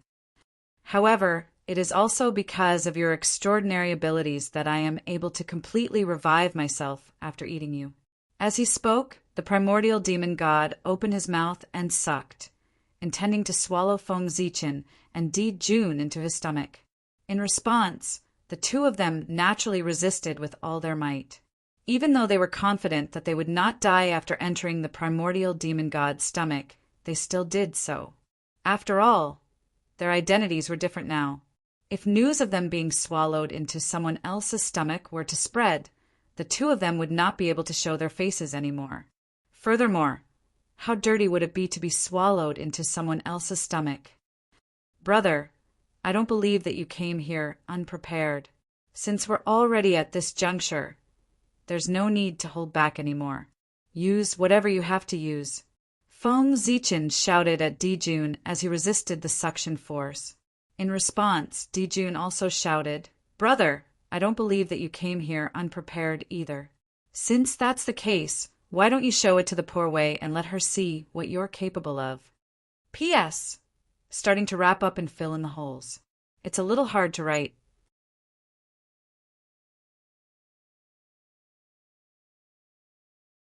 Chapter 886. Both of them were top crafty old foxes in the untainted land. Both of them had the idea of whoring each other for free.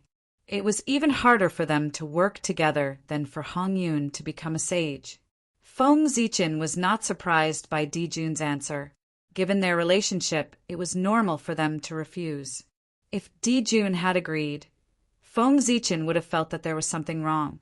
Therefore, Feng Zichen smiled and continued to propose. "Since you want to see my skills, I'll show you. However, I'm also very curious about your skills.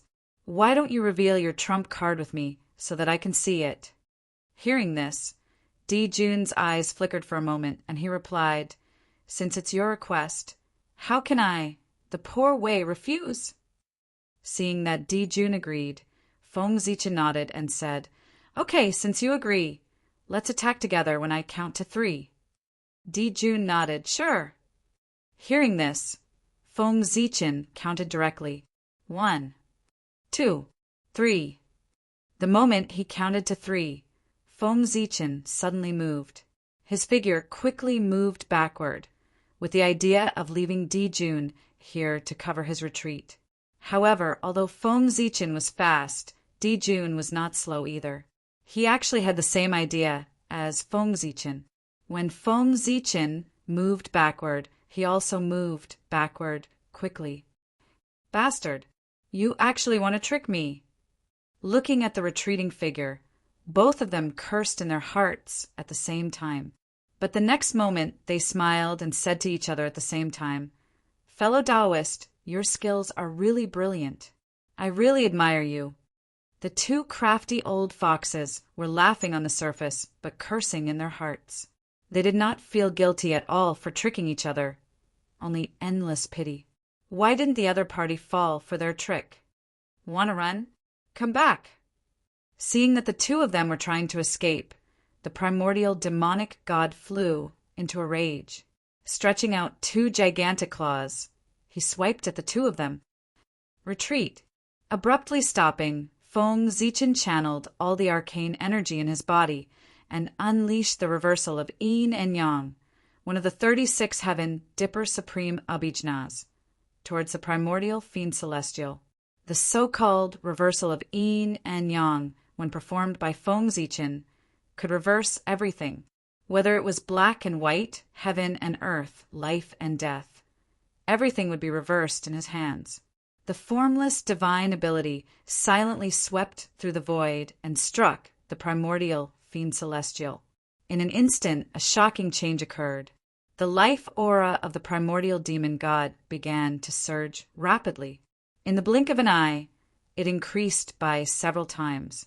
This was Feng Zichen's yin-yang reversal grand art, reversing the life and death of the primordial demonic gods. Once this art was used, the primordial demonic gods would return to life and vice versa. The dead became the living, and the living became the dead. Under the influence of this supernatural ability, the primordial demonic god's death aura was transforming into life aura, and his life aura was naturally increasing. However, Feng Zichen's body was just an incarnation, and his cultivation was only half a step away from the Taoist priests. His power was limited. As for the primordial demonic god, his strength was already at the level of the Khanate Taoist priests when he was alive. His strength was much higher than Feng Zichen's. How could he resurrect the primordial demonic god at the level of the Taoist priests with the power of an incarnation? Therefore, Feng Zichen's magic power was quickly depleted, and he could no longer maintain the yin-yang reversal grand art. The moment the divine ability failed, the backlash came. The primordial demonic god's life aura fell at an even faster rate than before. In the blink of an eye, it fell to an even lower level than before. A light divine ability was enough to severely injure the primordial demonic god, and his strength was greatly reduced. At the same time, Di Jun's divine ability also came. Similar to Feng Zichen's choice, Di Jun's divine ability was also one of the 36 Big Dipper divine abilities. However, it wasn't the yin-yang reversal grand art. Instead, it was the flower blooming instant. The flower blooming instant was used by Di Jun, and this divine ability displayed an unimaginable power. As the flower bloomed and fell, it took away the vitality of all living things. Silently, beautiful lotus flowers began to grow on the primordial demon god's body. As the lotus flowers bloomed, the life aura on his body began to weaken. "You're asking for it, reptile." After being injured by the two reptiles in his eyes, the primordial demonic god gradually lost control of his emotions. Monstrous anger rose from his body and completely materialized. It turned into a pitch-black flame that burned fiercely toward the two of them. Return of wind and fire! Almost at the same time, Di Jun and Feng Zichen used the same divine ability. One of the 36 Big Dipper divine abilities, Return of Wind and Fire, could return all divine abilities and spells. With the combination of the two, the power of the divine ability suddenly increased dramatically. The flames of anger came quickly and also retreated quickly, burning toward the primordial demonic god. It was also at this time that Feng Zichen and Di Jun stepped forward at the same time and used their strongest divine abilities to attack the primordial demonic god. Heart and sword as one, intent and heaven and earth as one.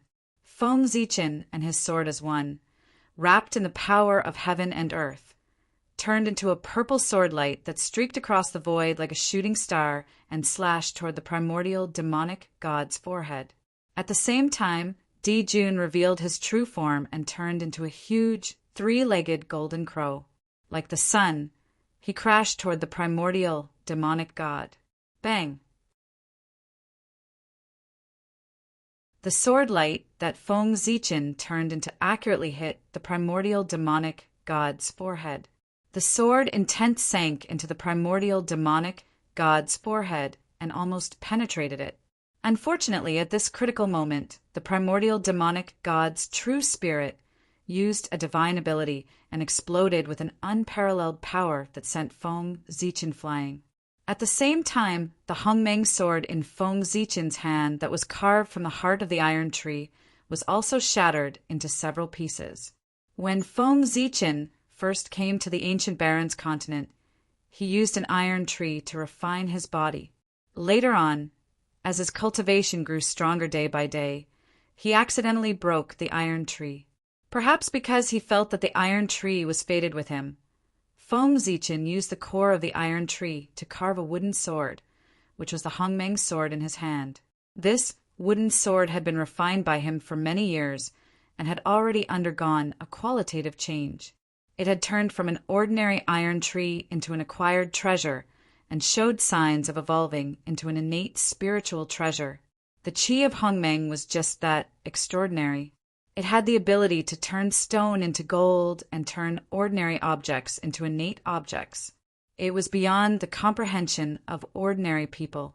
Screech! Di Jun suddenly screeched. The 9 heavens appeared behind him and intertwined with all kinds of visions. There were celestial palaces, gods, and demons. It was a glorious era. Then the 9 heavens shattered, the celestial palaces collapsed, and gods and demons fell one after another. The curtain fell on a glorious era. Vast and boundless power swept toward the primordial demonic god.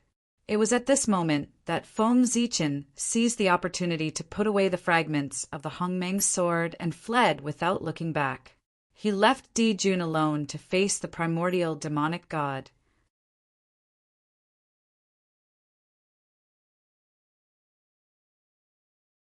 Chapter 887. Ziwei, you bastard! Even with Di Jun's temperament, he could not help but curse when he saw that Feng Zichen had abandoned him. After scolding Luo Yunyang, Di Jun was faced with a real problem. Previously, he and Feng Zichen were no match for the primordial demon god even when they joined forces. They could only barely hold their own. But now, Feng Zichen had abandoned him and left him to deal with the primordial demon god alone. How could he be a match for the overlord of the chaos demon gods? You little bastard, you tricked me. I will not let you off. Knowing that it was not the time to hesitate, Di Jun cursed Feng Zichen again and finally used his trump card. If he did not use his trump card, it would not be long before he became the primordial demon god's food. Not long after Feng Zichen left the underground, he felt that the entire fallen Dragon Mountain range suddenly shook violently as if there was a major earthquake. Many mountains collapsed and countless rocks were thrown into the air. The ground cracked and huge fissures appeared one after another. There were also places where the ground caved in. Large patches of trees and beasts sank into the ground. Such a commotion naturally alarmed the beasts that lived in the fallen Dragon Mountain range. They howled in horror and then ran out of the fallen Dragon Mountain range recklessly. An unprecedented beast tide broke out. After Feng Zichen left the underground, he found a random place to hide and stared at the ground, waiting for Di Jun to appear. Needless to say, the sudden change in the fallen Dragon Mountain range must have something to do with Di Jun. He must have used his trump card and intended to fight the primordial demon god to the death.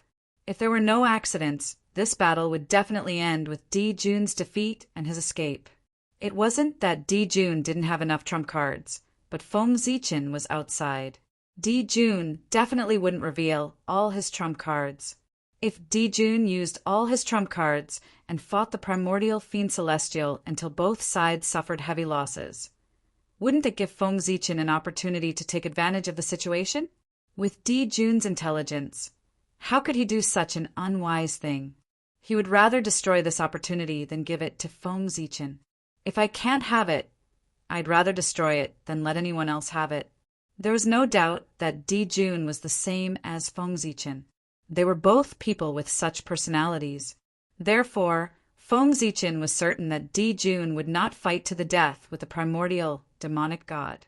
Instead, he would reveal some of his trump cards to fight for a chance to escape. It was because of this idea that Feng Zichen had set up an ambush here after leaving the underground. He wanted to wait for Dijun to come out so that he could give him a good beating. Even if Dijun used his trump cards, it was impossible for him to come out unscathed against the primordial demon god.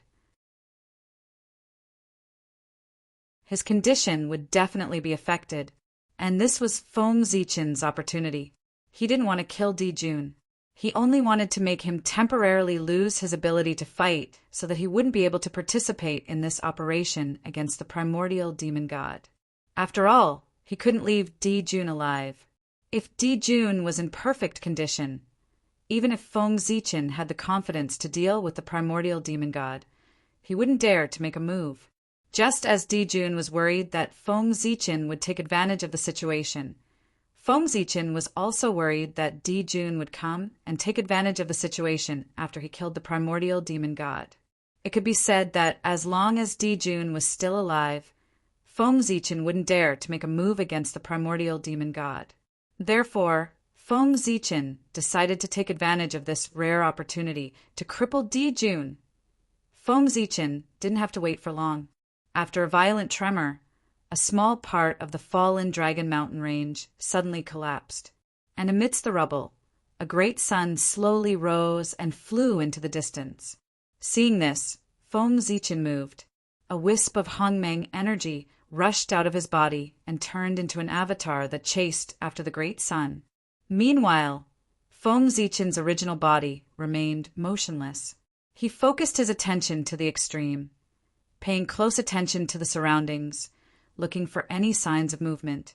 At a certain moment, Feng Zichen suddenly moved and pounced into the distance. "Found you." The moment he finished speaking, Feng Zichen used his body as a sword and slashed at a spot in the void. And there was an extremely small ray of light. Rumble. The sword chi exploded, shattering the surrounding void. The ray of light was affected and revealed its true body. It was Dijun.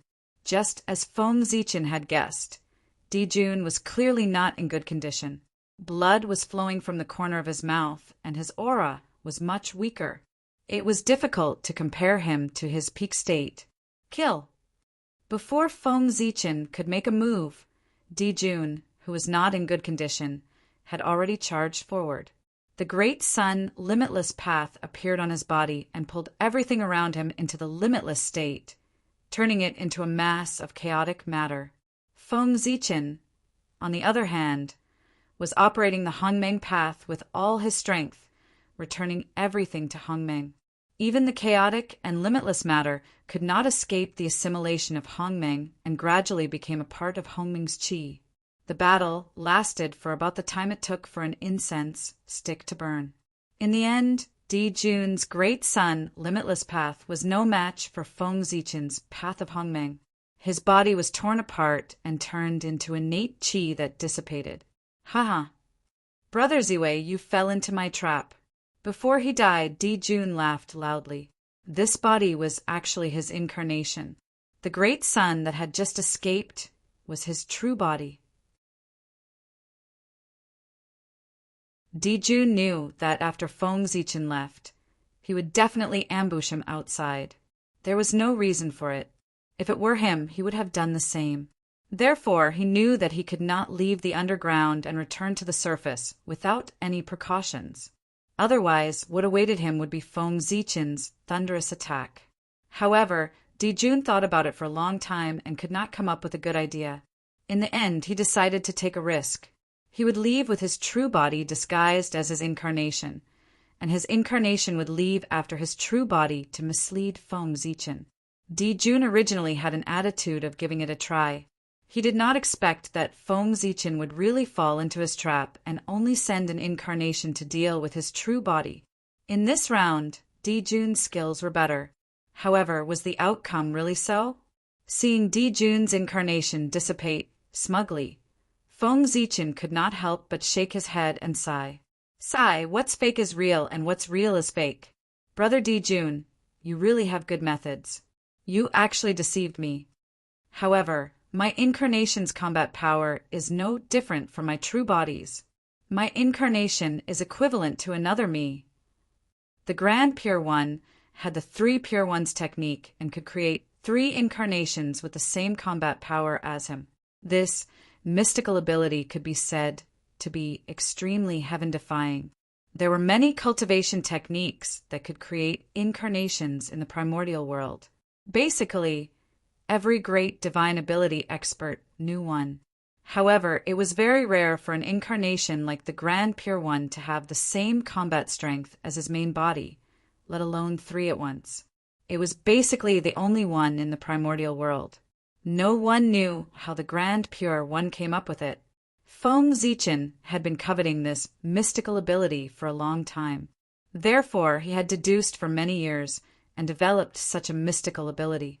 However, although Feng Zichen's mystical ability could also create an incarnation with the same combat power as his true body, the number of incarnations he could create was 1 less than the Grand Pure One's 3 Pure Ones. The other party could create 3, but he could only create 2. There were 2 states of Hongmeng's qi. One was the state of Hongmeng, the beginning of everything. The other was the state of giving birth to everything and being everywhere. Based on these 2 changes, Feng Zichen created 2 incarnations with the same combat power as his true body, and the clones he had sent out were these 2. So what if he fell for it? Jun still could not escape from his grasp. It was also because Jun had fallen for too long. The times had changed several times, and he could not keep up with the times. The world was regressing, but those with great mystical abilities were constantly improving. The mystical abilities had become much more mysterious than during the Lich Demon era. Jun did not understand the situation, so it was normal for him to be defeated by Feng Zichen. You, outside the Fall Mountains, Emperor Jun looked at Feng Zichen, who was besieging him in disbelief. At this moment, Feng Zichen's strength was 30% stronger than when he faced the primordial Fiend Celestial. This meant that he did not use his full strength at that time. Feng Zichen was cautious by nature and never revealed his full strength in front of others. He would always keep a trump card for emergencies. Those who had seen Feng Zichen's full strength were all dead. When he fought with the primordial Fiend Celestial, Jun was beside him. How could Feng Zichen use his full strength? At this moment, in order to deal with Jun, he used his full strength. Feng Zichen, who used his full strength, was stronger than Jun. Not to mention, there were 2 Feng Zichen. In addition, Jun was not in a good state. Naturally, he was beaten back and fell into a disadvantage. Soon, Jun was seriously injured by the 2 Feng Zichen. It was also at this moment that Feng Zichen's original body rushed over after dealing with Jun's incarnation. Brother Jun, I'm here to send you on your way, Feng Zichen shouted from afar. Jun could not defeat 1 Feng Zichen, let alone 3 Feng Zichen. If they really fought, Jun felt that Shiha was already waving at him. Ziwei, you're ruthless. Poor Wei lost this round, but don't be too proud. It's a small world, and we'll regret it someday. Poor Wei will not lose the next round.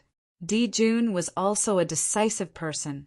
Seeing that the situation was not good for him, he did not hesitate and directly killed himself and gave up on this body. This body was, of course, not Jun's original body. It was the reincarnation that he had high hopes for. Although it was a pity to give it up now, after all, it was not easy to cultivate to the level of the half-step Taoist priests. But if he gave it up now, he could protect his innate true spirit and would not fall into the hands of Feng Zichen. In this way, it was not too much of a pity. After all, it was just an incarnation. Even if it was a reincarnation, it was not as important as his own innate true spirit. Good fellow, this Di Jun is also a ruthless person. Feng Zichen couldn't help but click his tongue as he looked at Di Jun's incarnation that was transforming into the Tao in front of him and returning to the world. What was decisive? This was it. In order not to leave anything behind for Feng Zichen, Di Jun chose to transform into the Tao and return to the world. In this way, all of his things returned to the world, leaving nothing behind for Feng Zichen. However, Feng Zichen did not care about Di Jun's things. What he cared about was Di Jun as a person. As long as Di Jun left, everything would be fine. Feng Zichen waited for a while. After confirming that Di Jun had completely returned to the world, he carefully searched the ancient baron's continent several times. He only felt relieved when he could not find any traces of Di Jun. With Di Jun gone, the following matters were much simpler. Feng Zichen could also deal with the primordial demon god with peace of mind. With a flash, Feng Zichen once again appeared outside the fallen Dragon Mountain range. However, this time he did not rashly go underground. Instead, with the fallen Dragon Mountain range as the center, he set up a peerless array that sealed the sky and locked the earth, cutting off all the spiritual energy and earth veins in the fallen Dragon Mountain range. As soon as the sealed sky and locked earth array was completed, the spiritual energy in the fallen Dragon Mountain range disappeared at a speed visible to the naked eye. The power of the earth veins was also constantly dispersing. Not only that, but the vitality contained in the fallen Dragon Mountain range was also rapidly fading. It did not take long for the huge fallen Dragon Mountain range, which used to be the top cultivation treasure of the ancient Baron's continent, to be completely abandoned. It had become a dead end with no vitality and no spiritual energy. Feng Zichen was taking drastic measures to deal with the situation. If the primordial demon god wanted to be resurrected, he would need a large amount of vitality. In particular, he had just fought a bloody battle with Di Jun. The vitality that he had accumulated with great difficulty would definitely be consumed. At this time, he would need a large amount of vitality and spiritual energy to make up for his consumption. However, at this time, Feng Zichen used the sealed sky and locked earth array to forcefully extinguish the spiritual energy and vitality of the fallen Dragon Mountain range, turning it into a dead end. As a result, the primordial demon god could not absorb any energy to make up for his consumption. He was also unable to gather vitality to revive himself. Without replenishment, the primordial demon god was bound to become weaker and weaker. At this time, there were only two paths in front of him.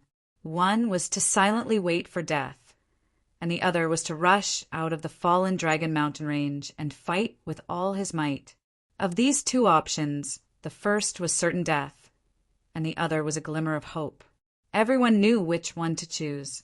The primordial demon god would naturally choose the second option, which was to rush out of the fallen Dragon Mountain range and fight to the death.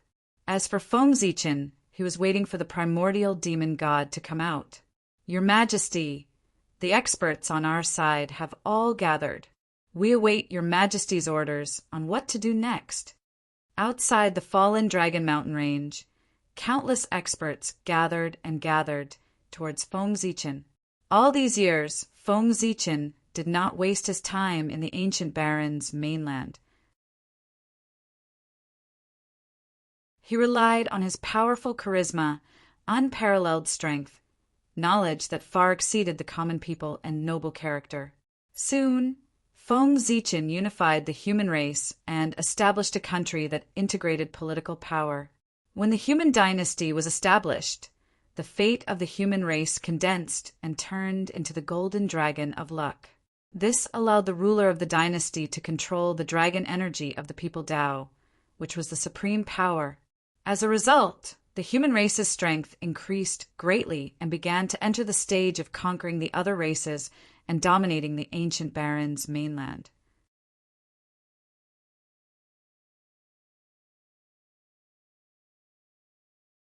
Chapter 888.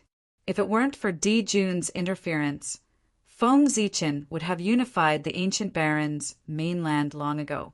He would have absorbed the fate energy of this land and obtained power comparable to the innate Taoist priests. Unfortunately, just as Feng Zichen consolidated the forces of the human race, Di Jun had already become the ruler of the demon race. After that, the human race attacked the myriad races in an attempt to seize the right to rule the ancient barons' mainland. Di Jun led the myriad races' experts to resist desperately, giving Feng Zichen a hard time. However, things were good now. Di Jun was forced to die by Feng Zichen. The fate energy that belonged to him was now slowly transferring to Feng Zichen. It wouldn't be long before Feng Zichen could absorb the fate energy of the ancient barons' mainland and obtain power comparable to the innate Taoist priests. By then, the primordial demon god would no longer be a threat. Pass down my order. Draw the power of the ancient barons' mainland's ley line at all costs and gather it all at the fallen Dragon Mountain range. Looking at the experts beside him, Feng Zichen ordered. He wanted to use the ley line's power to set up a formation and evolve the projection of Mount Buzhou to kill the primordial demon god. To be honest, the primordial demon god's realm was much higher than Feng Zichen's. It was so high that even if Feng Zichen could destroy the primordial demon god's incarnation, he couldn't be sure if he had really killed him. After all, the primordial demon god's understanding of the great Tao was far higher than Feng Zichen's. Feng Zichen might not be able to see through his methods. However, the primordial demon god had to be killed. For this reason, Feng Zichen thought about it and decided to borrow Penga's power to kill the primordial demon god. He might not be able to kill the primordial demon god with his strength, but Pengu definitely could. It just so happened that Feng Zichen had a divine ability called the Buzhou Dao Seal. Once he mastered it, he could condense a projection of Mount Buzhou that could suppress all forces. However, no matter how powerful this divine skill was, Feng Zichen's incarnation as a half-step Taoist priest might not be able to exert much of its power to kill the primordial demon god. Therefore, Feng Zichen decided to first draw in all the power of the ley lines in the ancient barons' mainland. Then he would use the power of the ley lines to cast the Buzhou seal to suppress the ancient demon celestial. The power of the earth veins in the entire ancient barons' mainland was more than enough to suppress an innate Taoist priest. Combined with the ethereal Dao seal, even a quasi-sage would have a hard time escaping. It was more than enough to suppress the primordial demon god. After waiting for a few more days, Feng Zichen's subordinates finally drew in all the ley lines in the ancient barons' mainland.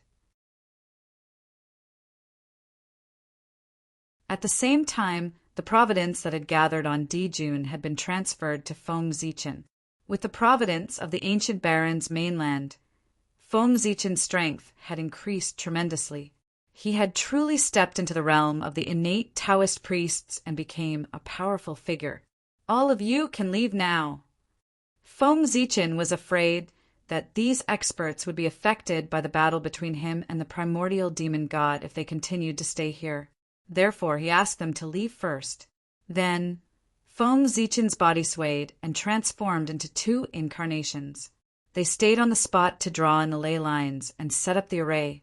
His original body went underground again to try to hold the primordial demon god back. It would take time to integrate the ley lines. During this time, if the primordial demon god sensed that something was wrong and wanted to sneak away, Feng Zichen might not be able to stop him. Therefore, Feng Zichen was determined to go underground personally to hold the primordial demon god back and not let him leave. He wanted to buy time for his incarnations to integrate the ley lines. Boom! Feng Zichen had just arrived underground. Before he could do anything, the primordial demon god, who had been lurking for a long time, had already charged towards him. Lowly ant, How dare you provoke me again and again? You deserve to die. The moment the voice was heard, several powerful dragon auras turned into long whips and lashed towards Feng Zichin. Long whips, this superpower could no longer be described as simple. It could only be described as crude. However, such a crude superpower was extremely powerful. Even though Feng Zichin had the strength of the Taoist priests, he did not dare to take it head-on. Is this the strength of the overlord of the chaos demon gods? He's truly achieved the simplicity of the great Tao. It's clearly just an ordinary long whip, but it seems to contain thousands of variations. It feels more dangerous and powerful than any other superpower. Feng Zichin sighed as he dodged the superpower. However, after dodging a few times, the long whip seemed to have locked onto Feng Zichin. No matter how he dodged, he could not escape. Wisps of Hongmeng aura fell and formed a purple Dao bell around Feng Zichin. The long whip struck the Dao bell with a loud clang, but it did not break through Feng Zichin's defense. However, in the next moment, even more whips lashed out, striking the purple Dao bell one after another. Clang, clang, clang. Very soon, tiny cracks appeared on Dao bell's body, and they continued to expand. Seeing this, Feng Zichin made a prompt decision and detonated the purple Dao bell. In an instant, boundless Yuan Meng Qi surged out and violently collided with the long whip that was swinging over. Both were destroyed at the same time.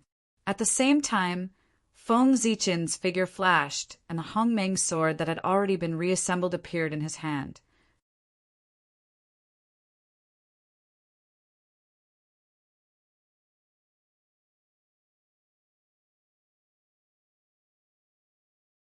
Then, the faint light's speed increased again, and it directly crossed the void and appeared in front of Feng Zichin. Around Feng Zichin, the vortex formed by the aura of Hongmeng did not affect the primordial demon god in the slightest. No, it was not that it did not affect the primordial demon god. In Feng Zichin's perception, the primordial demon god that appeared in front of him was much weaker than before. Obviously, the primordial demon god had paid a heavy price in order to break through the seal of the Hongmeng vortex. Whoosh! Silently, the Hongmeng sword swept across the void and slashed at the primordial demon god in front of Feng Zichin. "Brett, your body is mine now," said Yi Futian. The primordial demon god was a decisive person and knew that he could not retreat at this time. Therefore, he charged into Feng Zichin's consciousness at the cost of being hit by the Hongmeng sword. Hongmeng! Hongmeng! Hongmeng! The moment the primordial demon god charged into his consciousness, Feng Zichin knew that something was wrong and did not dare to hesitate. He immediately visualized Hongmeng in his consciousness. In an instant, Feng Zichin's consciousness became as empty as Hongmeng. There was no time, no space, no up, down, left, right, or anything else. All that was left was a boundless purple. Hongmeng. I didn't expect that in the future there would be someone who could cultivate the Tao of Hongmeng. What an amazing creation. It's a pity that your strength is still too low. If you cultivate to the creation realm with the aura of Hongmeng in your consciousness, even if you can't refine me, you can still drive me out of your consciousness. What a pity! What a pity you're only in the Daluo realm. This good fortune is destined to benefit me. After pretending to sigh with emotion, the primordial demon god raised his hand and was about to use his divine power to break Feng Zichin's Hongmeng aura. But before he could make a move, Feng Zichin's two avatars on the ground finally integrated all the power of the ley lines, twisted it into one, and blasted it towards the fallen Dragon Mountain range. Underground, Feng Zichin sensed it and directly dispersed the aura of Hongmeng and turned to visualize Mount Buzhou. In an instant, Feng Zichin's consciousness changed. The aura of Hongmeng that filled the sky disappeared without a trace in the blink of an eye and was replaced by a towering ancient sacred mountain. Pangu, Mount Buzhou. As Pangu's mortal enemy, the primordial demon god recognized Mount Buzhou. Therefore, the moment he saw Mount Buzhou, he said the name of this mountain. Then a bad premonition came over him. Without thinking, the primordial demon god wanted to retreat and leave Feng Zichen's consciousness. But it was too late. The aura of the ley lines that blasted towards the fallen Dragon Mountain range began to condense the moment it sensed Mount Buzhou's Taoist rhymes.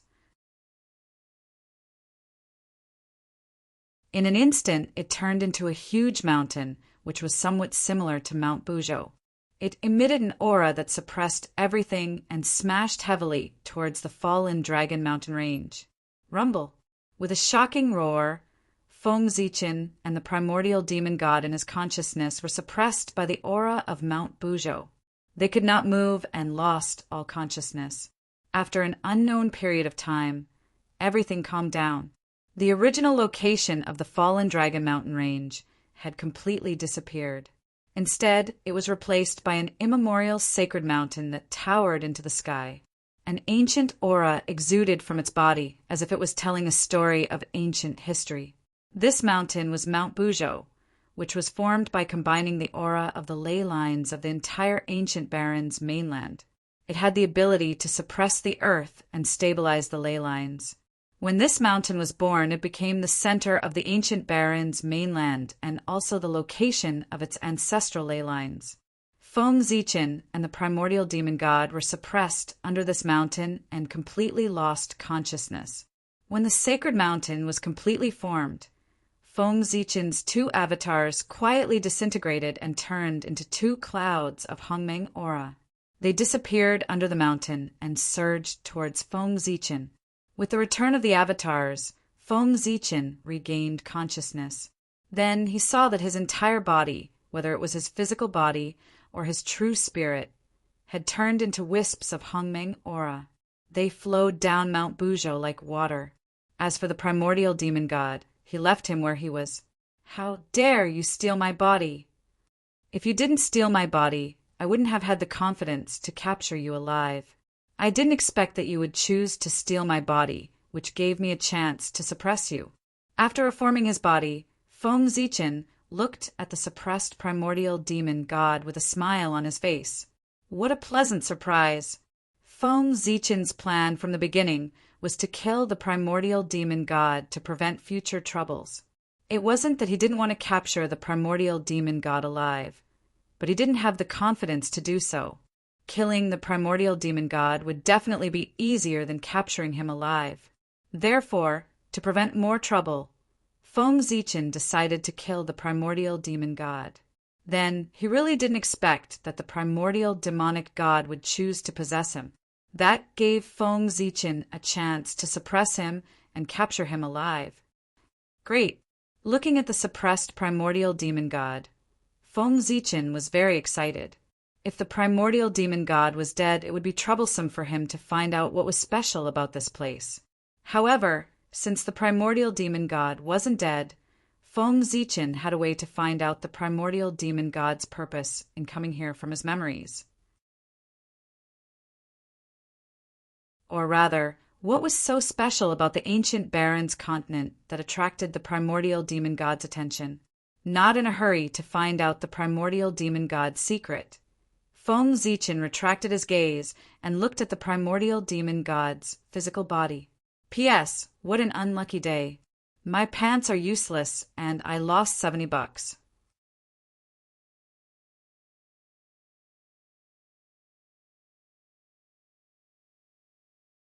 Chapter 889.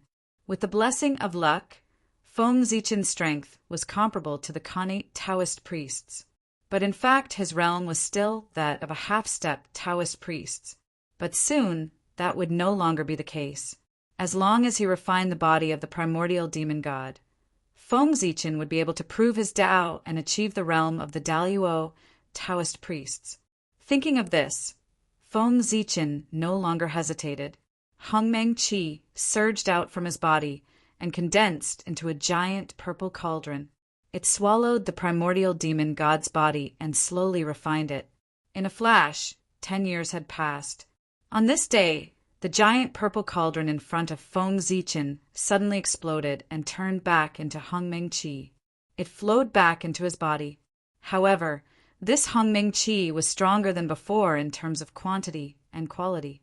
The primordial demon god's body had been assimilated by this Hongming Qi, so its quality was better. It became the resource for Feng Zichen to advance to the Khanate Taoist priests. Rumble. As the Hongmeng Qi flowed back, Feng Zichen's aura skyrocketed at a speed visible to the naked eye. It didn't take long for him to break through the boundary of the Tao Lord level and reach the level of the Taoist priests. Because it was a recultivation, Feng Zichen didn't need to transcend the long river of fate. He only needed to reach a certain realm and he could naturally break through. As for the 3 tribulations of Tao affirmation, they didn't exist. Other than Feng Zichen, no one had heard of anyone cultivating the Tao of Hongmeng. Naturally, there was no tribulations of Tao affirmation. Boom! An extremely powerful aura suddenly erupted from Feng Zichen's body. In an instant, it swept across the entire ancient Barrens continent. However, before the experts could find the source of this aura, Feng Zichen had already restrained all of his aura and became ordinary again. He had attained the Tao. Just like that, Feng Zichen became a Khanate Taoist priest. After becoming stronger, Feng Zichen finally had the confidence to find out the primordial demon god's purpose. Primordial demon god, let me see what your purpose is for coming to the ancient Barrens continent at all costs. As he spoke, Feng Zichen had already arrived in front of the primordial demon god and was ready to use a secret technique to spy on his secrets. At this moment, the primordial demonic celestial was suppressed by the Buzhou mountain formed by the power of the ancient Barrens mainland. He had completely lost his senses of the outside world. It could be said that no matter what Feng Zichen did, the primordial demon god was the primordial demon god couldn't sense. But in order to be safe, Feng Zichen first used the primordial qi to weaken the primordial Fian celestial's true spirit until it was as thin as a gossamer. Only then did Feng Zichen stop. Appear! In front of the primordial demon god's true spirit, Feng Zichen formed a seal with his hands. The Hongming's qi surged and condensed into a purple mirror in front of him. This was the Hongmeng treasure mirror, Feng Zichen's self-created superpower. The mirror's light was faint and traced back to the origin. It could reflect the past, present, and future. It could reflect everything in the world. Whoosh! The Hongmeng treasure mirror emitted a purple Tao light and slowly sank into the primordial demon god's true spirit. Immediately, all of the primordial demon god's memories, after he came to the 3 realms, were clearly reflected and presented one by one in the Hongmeng treasure mirror. However, Feng Zichen looked at the primordial demon god's memories several times. He couldn't find his purpose in coming to the ancient Barrens continent. It was as if he had really entered this place by mistake. How is this possible? How can there be nothing? After looking at it a few more times, Feng Zichen still couldn't find anything. Good, very good. The ancient Barrens continent indeed has a huge secret. It's so big that even the primordial demon god has to be extremely cautious. He didn't dare to leave behind any memories related to this matter in his mind. Feng Zichen certainly didn't think that the primordial demon god had really entered this place by mistake. In that case, there was indeed no memory related to this matter in his memories. Then there was only one possibility left. To prevent the secret of the ancient Barrens continent from being leaked, the primordial demon god had personally killed this incarnation. Thus, the incarnation had memories of the ancient Barrens continent's secrets. However, the primordial demon god had suddenly descended into the untainted land and preached in the name of Pengu. Although he was killed by the heavenly Tao, he had attracted the attention of the heavenly Tao. Therefore, the heavenly Tao had secretly used some means to lure Feng Zichen and Dijun here at the same time. It planned to use the 2 of them to investigate the primordial demon god's purpose in coming here. That's quite vigilant. Feng Zichen sighed as he retracted his supernatural power. The primordial demon God had his original body in the great chaos outside the realm. Therefore, even if the memory of this incarnation was destroyed, it didn't have any effect. As long as he could get in touch with the original body, he could restore the memory that was destroyed at any time. However, by doing so, he had cut off the possibility of outsiders prying into the secrets of this place from his memory. However, nothing was absolute. Although the primordial demon god was vigilant, Feng Zichen could still peek into some clues from his actions. For example, after reading the memories of the primordial demon god, Feng Zichen knew that the cultivation method of the ancient Barrens continent was actually passed down by the primordial demon god. Therefore, as a chaos demon god, why would the primordial demon god pass down the cultivation method to the untainted land creatures in the ancient Barrens continent? What was his purpose in doing so? Feng Zichen didn't know about this, but this didn't stop him from finishing what the primordial demon god failed to do. The primordial demon god inexplicably passed down the Tao here for no reason. Then, thinking about it carefully, the only thing that could make the primordial demon god do this was probably related to the secrets of this place. Although Feng Zichen didn't know why the primordial demon god did this, he could imitate him and continue to pass down the Tao in the ancient Barrens continent. In the memories of the primordial demon god, he had just passed down the cultivation method. Before it could take root and sprout, it attracted the attention of the heavenly axiom and was killed by the apocalyptic light of calamity. In other words, no matter what the primordial demon god's purpose of passing down the Tao was, he didn't succeed. Now, Feng Zichen was going to do what the primordial demon god had done before. Perhaps he could find the purpose of the primordial demon god. Thinking of this, Feng Zichen didn't hesitate anymore. He first added another seal on the primordial demon god's true spirit before leaving this place. The first thing Feng Zichen did after becoming the Khanate Taoist priests was to use his great powers and supernatural powers to distort the cognition of all living beings in the ancient Barrens continent. He changed the name of the ancient Barrens continent to the Hongmeng continent. He also changed the name of the preacher from the primordial demon god to Hongmeng. As such, the history of the ancient Barrens continent was completely changed. Countless years ago, the three realms were born. There was the heavenly realm in the sky, the netherworld realm on the ground, and the human realm in between. The human realm had the 5 major continents as the main body. It was vast and boundless, and the spiritual energy was abnormally dense.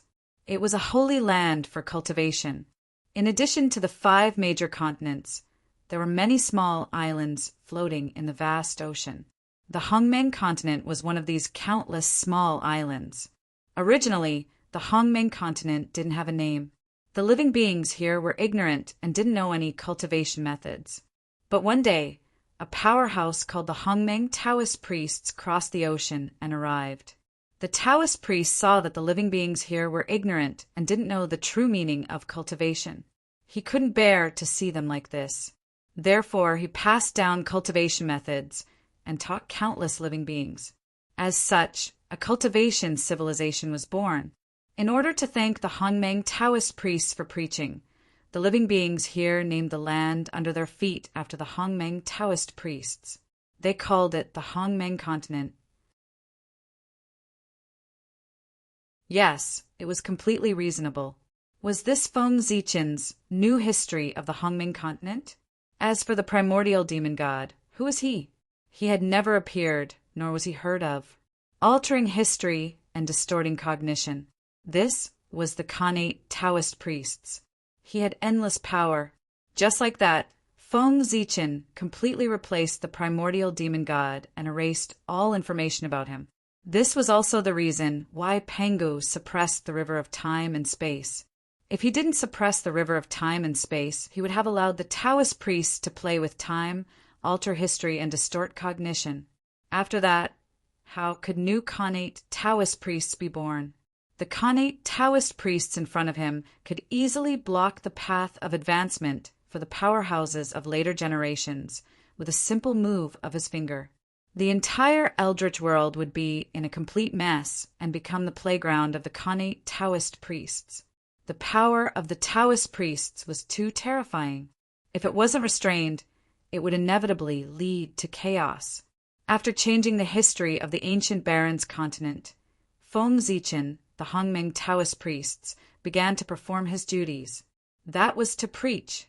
Since it was clearly recorded in the history of the Hongmeng continent that the Hongmeng Taoist priests had preached in the Hongmeng continent, Feng Zichen had to prove this point and preach for the people of the Hongmeng continent. Hongmeng Mountain. It was also Mount Buzhou that suppressed the primordial demon god. Feng Zichen named it Hongmeng Mountain and released the news that he would preach there. Anyone who was fated could listen. When the people of the Hongmeng continent heard this, they were first shocked and then overjoyed. No matter where they were, they all moved and rushed towards Hongmeng Mountain. Time passed. In the blink of an eye, 3,000 years had passed. The Hongmeng continent wasn't too big. 3,000 years was enough for Feng Zichen to spread his Tao to every corner of the continent. As such, Feng Zichen could be considered to have completed what the primordial demon god failed to do. Then, just as Feng Zichen expected, he really felt that something was wrong in the Hongmeng continent. Somewhere in the void of the Hongmeng continent, there seemed to be something hidden. There was an extremely slight fluctuation. If Feng Zichen hadn't completely grasped everything in the Hongmeng continent and caused the fate of this place to change and expose this place, he might not have noticed this slight fluctuation. In fact, this fluctuation only appeared for a short moment. As the fate of the Hongmeng continent calmed down, this fluctuation also disappeared. After that, no matter how Feng Zichen shook the fate of the Hongmeng continent, he couldn't make this slight fluctuation appear again. If he didn't know that he couldn't be wrong, Feng Zichen would have thought that it was just an illusion. After many fruitless experiments, Feng Zichen also confirmed that the secret hidden in the Hongmeng continent should be related to this place. The primordial demon god was also looking for this place. If it was hidden so deeply, what else could it be other than this secret? After understanding all this, Feng Zichen followed the memory in his mind and began to search for the source of the fluctuation. After searching for half a day in the Hongmeng continent, Feng Zichen finally locked onto a void. If he remembered correctly, the slight fluctuation that he had sensed before came from this void. However, Feng Zichen used his divine thoughts to repeatedly explore this void several times, but he couldn't find anything wrong. As expected of a secret that even the primordial demon god was interested in, he didn't hesitate to take the risk to find it. This place is indeed extraordinary. Although Feng Zichen was a little disappointed that he couldn't find it, he was more excited. Again, the deeper it was hidden, the higher the value of the things involved behind it. As you wish. After thinking for a while, Feng Zichen suddenly made a move and stirred the void into pieces. Then his divine thoughts searched for the source of the fluctuation in these spatial cracks one by one. However, the result undoubtedly disappointed Feng Zichen. He searched all the spatial cracks, but he couldn't find anything wrong. Feeling helpless, Feng Zichen released the power in his hands. The magical power that he used was no longer smashing the void into pieces, but completely shattering it into nothingness. However, even so, Feng Zichen still couldn't find anything wrong. Interesting. After standing quietly in front of this void for several months and waiting for it to completely recover, Feng Zichen didn't destroy this void.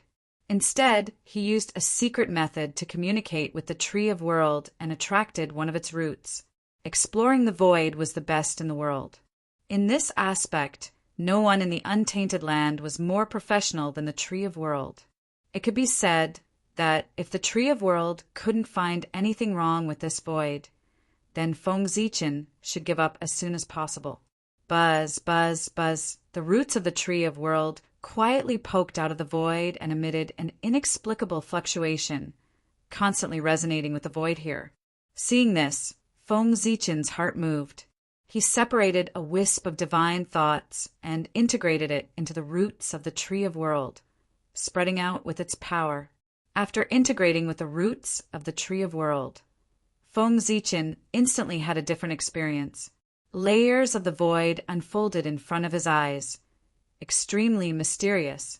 Then, Feng Zichen found that the power of the tree of world was constantly spreading into the depths of the void. This depth was deeper than Feng Zichen had imagined. It was a depth of the void that even he couldn't reach. Therefore, at this time, Feng Zichen was shocked. How is this possible? Is the void of the untainted land so deep? Why didn't I know? As the second master in the untainted land, Feng Zichen believed that he knew the untainted land well. Although the void was boundless in general, there were only 49 layers. Moreover, the deeper one went into the void, the closer one was to the way of heaven. Once one entered the 49th layer of the void, one could even face the way of heaven directly. However, at the same time, the more layers there were in the void, the more dangerous it was. Even someone as strong as the Khanate Taoist priests could only enter the 36th layer of the void. If he went deeper, his life would be in danger. As for the primordial chaos Daluo Jingxian, he could only enter the 45th layer of the void. If he went deeper, he might be assimilated by the way of heaven. As for Feng Zichen, his original body could barely enter the 49th layer of the void and face the way of heaven directly.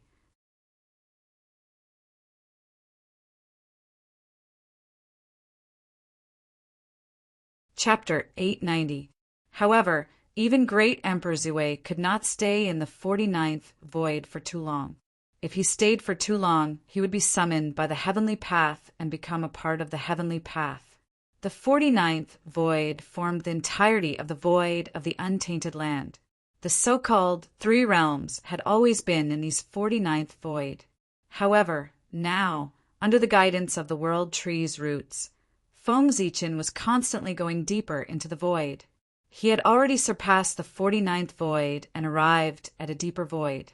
However, how was this possible? There were only 49 voids in the untainted land. This was already the limit. One could directly face the heavenly path. How could there be a deeper void than this? No one answered Feng Zichen's question. The roots of the world tree seemed to have sensed something and continued to go deeper into the void. It was also at this moment that Feng Zichen realized that he might no longer be in the untainted land but somewhere else. There were only 49 voids in the untainted land. Beyond this level, it could only mean that Feng Zichen had already left the untainted land. So where was this place? What was chaos?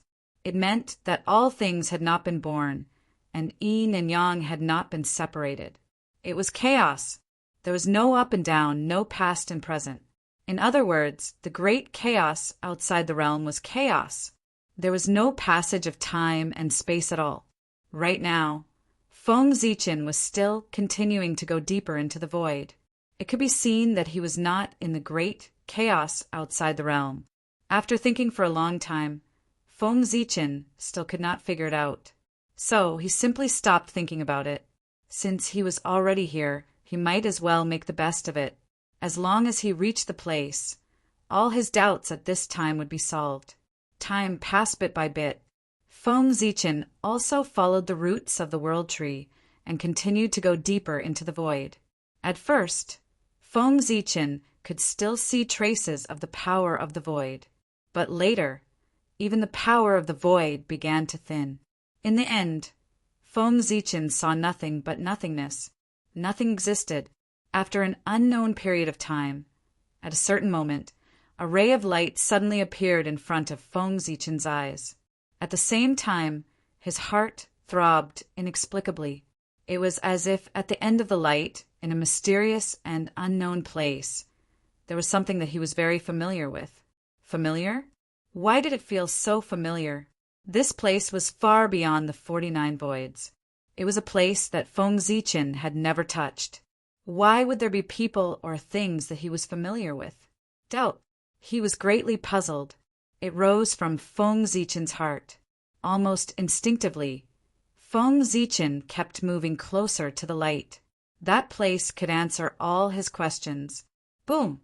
When Feng Zichen touched the ray of light, his mind seemed to explode, and he fell into a trance.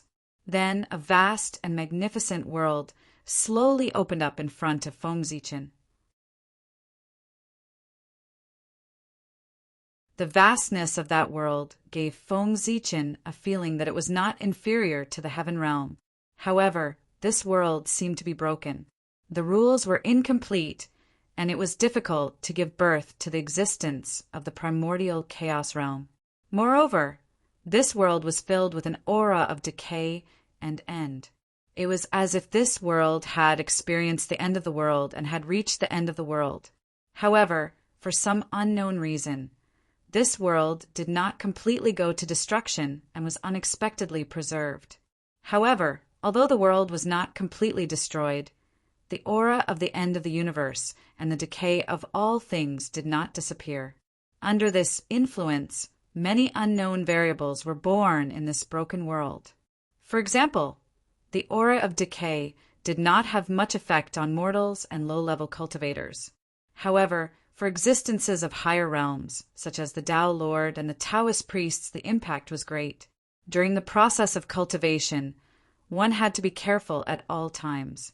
One must not attract the aura of decay into one's body. Otherwise, one's great Tao would be polluted and one would be seriously injured. In serious cases, one's great Tao would decay and one would directly die. As for existences above the Taoist priests, such as the Great Divinity and the primordial chaos Daluo Jingxian, they were really finished. Even if they did not take the initiative to cultivate, the aura of decay and decay would take the initiative to find them and constantly corrode their great Tao, causing them to walk towards destruction. Fortunately, this world did not have the conditions to give birth to the primordial chaos Daluo Jingxian. Otherwise, they would be corroded to death by the aura of decay sooner or later. How aggrieved would they be to die? In short, in this world, the stronger one was, the faster one would die. On the other hand, low-level cultivators were completely unaffected. The aura of decay and decay that filled this world came from an unknown origin. Its power was frightening. Feng Zichen did not come into contact with them. He just glanced at them from afar and felt a sense of fear. It was as if he was contaminated by the aura of decay, he would die. It would not be a long sleep, but a true death. All traces would be completely erased, and he would not be able to be resurrected. This was not an illusion. Feng Zichen's premonition told him so. Good Lord, even the Daluo Taoist priests could be completely killed. The quality of this aura of decay was so high that it was a little scary. Feng Zichen even suspected that this aura of decay could even completely kill the primordial chaos Daluo Jingxian. This was a little scary. Feng Zichen was not surprised that it could kill the primordial Taoist priests. After all, the primordial Taoist priests were said to be immortal. But in the end, the immortality of the Taoist priests was only based on heaven and earth. If heaven and earth were completely destroyed, the primordial Taoist priests would also die. Only the primordial chaos Daluo Jingxian, who had transcended above, could live forever. Therefore, Feng Zichen was not surprised that the primordial Taoist priests had completely fallen. However, the primordial chaos Daluo Jingxian was one with the primordial chaos. He had transcended above and had reached the true immortal realm. How could he fall? Even the great god Pangu could make a primordial chaos Daluo Jingxian unable to be resurrected, but he could not make a primordial chaos Daluo Jingxian truly die. For the primordial chaos Daluo Jingxian, there was no concept of life and death. The two had long been mixed into one. Since there was no life and death, how could there be death? However, the strange thing was that the aura of decay gave Feng Zichen the feeling that it could make the primordial chaos Daluo Jingxian completely die. It was really strange. Puzzled, Feng Zichen tried to release his spiritual sense and tried to come into contact with this world. He wanted to see why this world was not destroyed. That aura of decay could even kill the primordial chaos Daluo-Jinxian, which showed how terrifying it was. Even so, the world before Feng Zichen's eyes was filled with this kind of destructive power, but it was not destroyed. Instead, it existed perfectly fine. This situation gave Feng Zichen a feeling that it was even stranger than the aura of decay that could kill the primordial chaos Daluo-Jinxian. It did not make sense. Since that power could kill the primordial chaos Daluo-Jinxian, its quality must be extremely high. Destroying a world was not easy. It could be done easily. After all, destroying a world was much easier than killing the primordial chaos Daluo-Jinxian. However, the current situation was that under that destructive power, the primordial chaos Daluo-Jinxian had died, but the world was safe and sound. This meant that there was a power that Feng Zichen could not see that was protecting this world, so that it was not affected by the aura of decay and was completely destroyed. Even the power that was enough to kill the primordial chaos Daluo-Jinxian could not do anything to that power. This meant that the power that protected this world must be terrifyingly strong. It was a power that Feng Zichen could not understand. Therefore, Feng Zichen wanted to see where this power came from. If he could get his hands on it, it might bring him unimaginable fortune. Thinking of this, Feng Zichen's spiritual sense quietly swept out and swept toward the nameless world. He carefully bypassed the aura of decay that was wandering in the void. This power was so terrifying that even Feng Zichen did not dare to let it get close to him. Outside the nameless world, Feng Zichen's spiritual sense, with the help of the roots of the world tree, quietly opened a small passage in the boundary wall and entered. At this time, he had to thank the world tree. Without the world tree, even if Feng Zichen found this world, he would not be able to enter. Judging from the current situation of this world, it obviously did not belong to the untainted land. This was because Feng Zichen did not sense any aura related to Pengu in this world. This was a completely unfamiliar world. Even the way the rules operated was completely different from the untainted land. Since this world did not belong to the untainted land, Feng Zichen was an outsider to this world.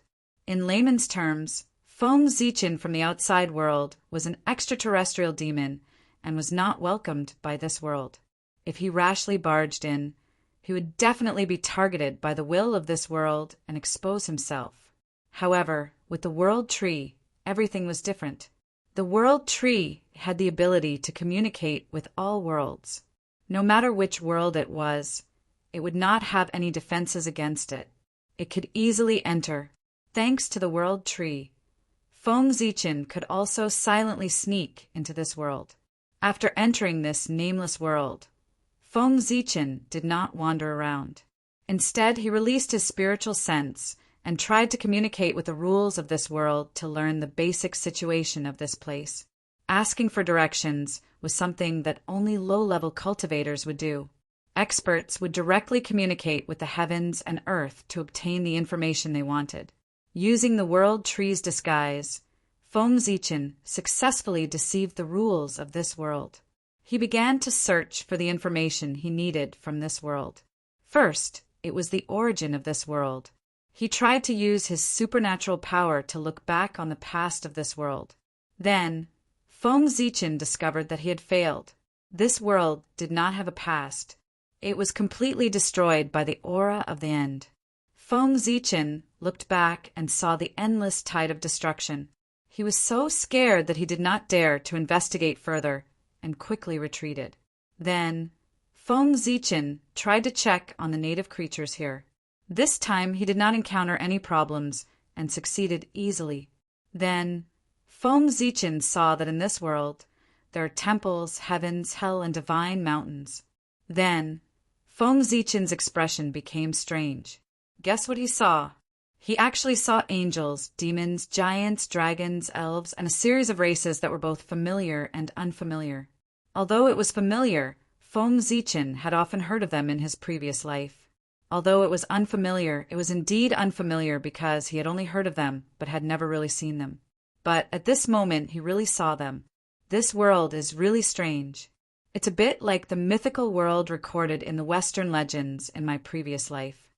Looking at these familiar and unfamiliar creatures, Feng Zichen's expression became more and more strange. As a curious person, Feng Zichen was naturally curious about whether creatures like angels and elves really existed. Therefore, for a period of time, Feng Zichen had used his supernatural power to check the world of the primitive world, trying to find traces of such creatures. However, the world had been destroyed several times, and Feng Zichen did not find any elves, dragons, or the like. At that time, he still felt strange. Why didn't elves exist in the primitive world? But there were legends of them in the future. Then, as time passed, Feng Zichen saw similar creatures in some worlds in the Realm Sea, which solved the doubts in his heart. It turned out that they were not in the primitive world, but in the Realm Sea. But now, Feng Zichen actually saw the creatures of Western mythology in a world far away from the primitive world. He could not help but be surprised. Why would these Western creatures appear in this world? Moreover, what was the origin of this world? This world should have nothing to do with the Chaos Demon God. Feng Zichen guessed so, because if this world was related to the Chaos Demon God, the Primordial Demon God would not spend so much effort to find this place. The Primordial Demon God was so secretive, which could only mean one thing. The existence of this world was also a secret among the Chaos Demon Gods. He did not want the other Chaos Demon Gods to know about the existence of this world. The Primordial Demon God wanted to swallow the creation of this world alone. But what was the creation of this world? Feng Zichen guessed that it should be related to the power that protected this world. After all, Feng Zichen had been in this world for a while, and he found that there was nothing else in this world that attracted him except for that mysterious power. A power that could kill a Chaos Daluo Golden Immortal was incomparably terrifying. A power that was stronger than this power was undoubtedly more attractive. The Primordial Demon God should have come for this. Thinking of this, Feng Zichen wished that he could capture the Primordial Demon God and interrogate him. He must know secrets that others did not know, such as the origin of this world, the creation of this world, and so on. Unfortunately, this kind of thing could only be imagined. If he really appeared in front of the Primordial Demon God, it would not be him interrogating the Primordial Demon God, but the Primordial Demon God interrogating him. Putting away all his thoughts, Feng Zichen continued to investigate the news of this world. Since he had already come here, no matter what secrets there were in this world, he would be able to discover them. It was just a matter of time. After looking at the creatures in this world, Feng Zichen began to look at the cultivation system of this world. It was a different system from the primitive world. How should he put it? Whether it was the primitive world or the Chaos Demon God, they all believed that almighty power belonged to themselves. However, this world did the opposite and focused too much on external power. Also, the development of the power of faith in this world was far beyond that of the primitive world. However, as he looked at it, Feng Zichen actually saw a cultivation system that should not exist in this world. P.S. Writing while sick. I really do love this book. I can still work so hard for love. You're tuning in to the Thunder Spear YouTube channel. Don't forget to subscribe and join us on this journey to catch the most captivating stories.